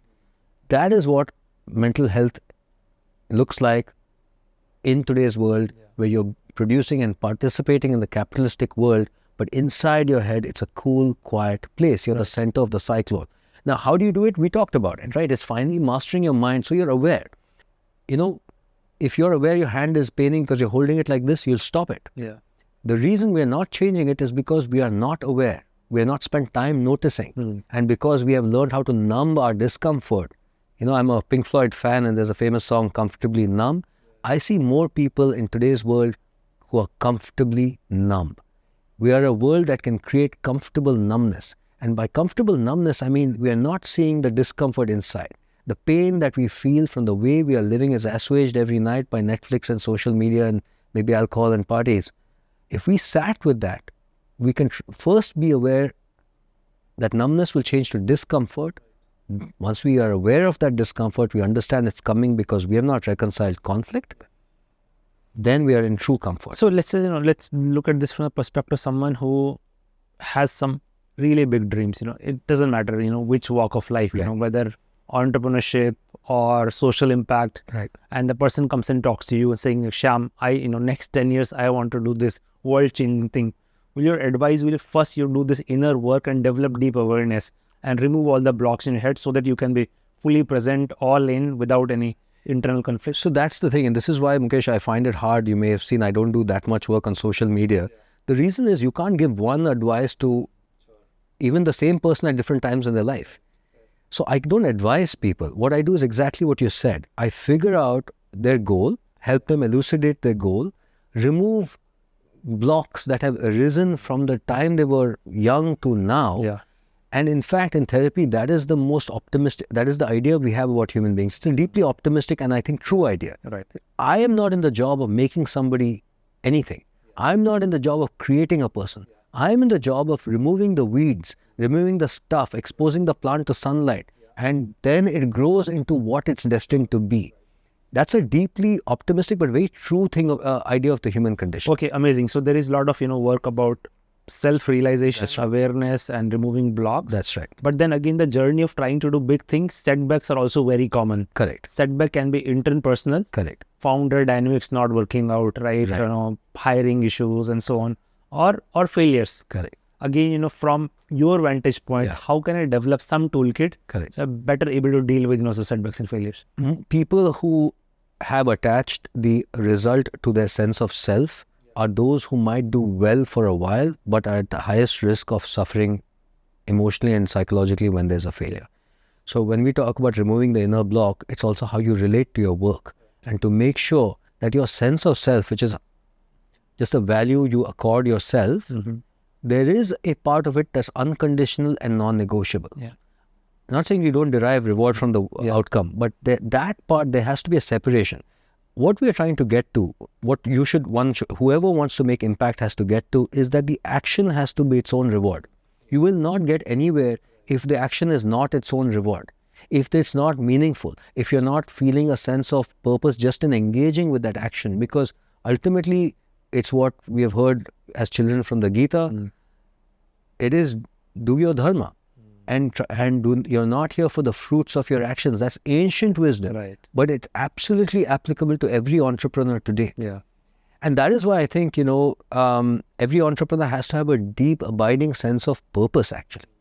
That the reason I wake up in the morning is that I am thankful for the opportunity to make a dent in this direction, to take a step. And even if I don't get there, the fact that I'm trying every day and trying smartly, of course, learning from my failures, that is reward enough. Without that, I don't think anyone can create anything of value, because you're now holding your breath waiting to be validated by the outcome. And I've never met a really mega successful entrepreneur who's done that. That's amazing. Yeah. So you're talking about, just, whatever you choose to do has to be enjoyable in itself, right? Intrinsically, you just love doing it. You show up every day, keep doing it. At some point, the results may or may not happen. Chances are they will, but that's not why you're doing it. You're doing it because you enjoy doing it. And by the way, Mukesh, I feel like this, when we use the words love and enjoy, we have to translate it sometimes because some people assume it means it's going to be happy all the time. Discomfort and pain comes with that love. Just as the same way it comes when I go to the gym or anything that it takes me, when I do gardening, whatever it is. You're going to love the whole thing. The whole thing. And that is, by the way, maybe a good time to echo our problem with the law of manifestation. It doesn't come in anywhere. There is no challenge in it. Only challenge is nothing ever happens. But just one more part of, this impact journey. See, it's a given that you try to do dramatic things, it will not always go according to plans. And the risks keep going up. Like, from, I think I have read a stat somewhere that of all the people who ever attempt to climb Everest, roughly 1% would die. That's a stat. There's nothing you can do about it. 1 out of 100 people will die if you want to climb Everest. That's your choice. So when people embark on this, either entrepreneurial journey or something difficult, and it fails, which is a part and parcel of, because the risks are such that, but that has sometimes deep, self-esteem issues. Again, how can one prepare for that and deal with it so it does not, you neither achieve what you set out to do, on top of that now you're, nursing this, deep self-esteem, No, exactly what I said. If we are so invested in the game of life that we can't transcend beyond it, we cannot play the game of life. That is why I ask people, no matter what you do, you have to have a transcendent, spiritual, existential perspective to understand that even if you get everything that you get, what are you going to do? At the end of your life, no matter what you achieve, the reward has been that experience, and you're not obviously taking anything away with you. And that's why I said we have to live with the knowledge, as you said, memento mori, which is why the Tibetan Buddhists slept with this death meditation every night. Because without that context, we are actually, as many therapists, psychologists believe, this entire effort at building this company for people or legacy is really because you're running away from mortality. That the knowledge of our mortality informs all of these endeavors, legacy building something of value. But if we integrate that, it will give you some calm because you will get context. Where are you going? What is the context of this? Where are you ultimately going to end up? What is the cosmic context of our life? And without that context, I think we can take life too seriously. To me, I like to personally live, and in my therapy help people live in a particular way, which is to embody what in Indian psychology or Indian spirituality we call Leela. The idea was that the universe is in Leela or play. And there's a certain play. And I always wonder about this curious dichotomy where many of us can play a sport with dedication, interest, and we want to win. And yet if we lose, we are okay. Yeah, sometimes we feel great. Because we played well. And next time I want to figure out how to play better. Why can't I play life like that? I'm not here forever. I'm going to play this game. I'm here to win because it's what I'm going to do. But is it everything? No, it's just a game. That's amazing. So you want to do something great. If you can approach it as a game, bring your best self, keep training, keep getting better, and take all the results in your stride. Sometimes you win, sometimes you lose. Doesn't really matter. You're still getting to play that great game. You're still going home after the game. This is not home. You see, that's my point. And you a little bit alluded on, this whole idea of cultivating some kind of spirituality. In some ways, I don't know if I can almost say that there is at least in Indian context, there's some kind of resurgence of spirituality. What does spirituality means in today's age? How does, especially for a, younger person, if they start to enter in these thoughts about who am I, where am I going, what is the world, what can people, do about that? I think what we call the spiritual has a lot of overlap with what we call existential. Any human being who thinks will invariably ask these questions. Where did I come from? Where am I going? What's the point of life? So whenever a young person is thinking about this, they are thinking about spiritual subjects. When they're thinking about how to deal with this, they're thinking about spiritual subjects. Spirituality has nothing to do with religion. It has everything to do with that we only know so much. And what we know, we can see, hear, test, all of this. But there's something beyond what we know. And what is beyond informs, and what we believe about what is beyond, informs how we live this life. So even if you say, I'm agnostic, atheistic, it doesn't matter what you say, you have some belief. Whatever that belief is relevant because it's informing how you're living this life. And therefore, I think and particularly this life, this particular capitalistic life with all the problems we've talked about, we do need this more. And I think the young people are smart. By the way, I'm very, very optimistic about Gen Z, Mukesh. Yeah. Millennials, I wasn't so optimistic about, but I believe that the human species is obviously the most adaptable of all species. We are facing new challenges now with technology and changing society. And the youngest of our species, the young people, Gen Z and Gen Alpha, are evolving. And what I see is they are learning to evolve with technology in a way that I have hope that they will not use it as in such a toxic manner. Right. I already see a certain amount of, healthy cynicism about technology. Right. The Gen Zs are not as gung-ho about likes. I feel they're a little bit more, as you said, spiritual. They have a deep sense of the world and how we are shaping the natural environment.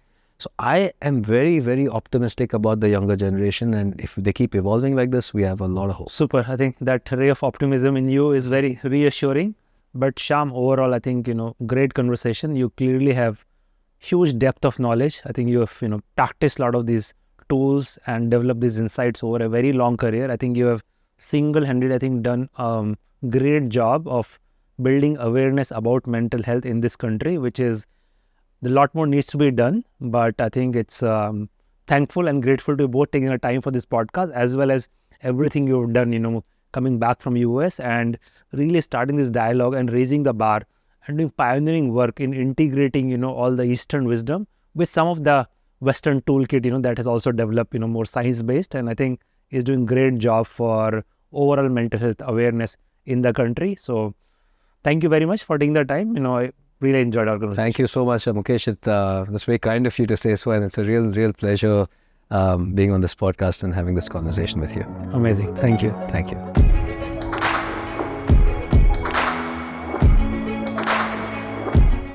At Sparks, we aim to bring to you stories of exponential impact. We share in-depth analysis of what goes behind success stories. If you find our conversations interesting, you can join us by subscribing to our YouTube channel. You can also listen to Sparks on Spotify, Apple Podcast, or any other audio platform of your choice. If you have any suggestions on who we should invite or what topics we need to cover, just let us know in the comments. We are always listening, looking for ways to improve, and keep getting better as we go along.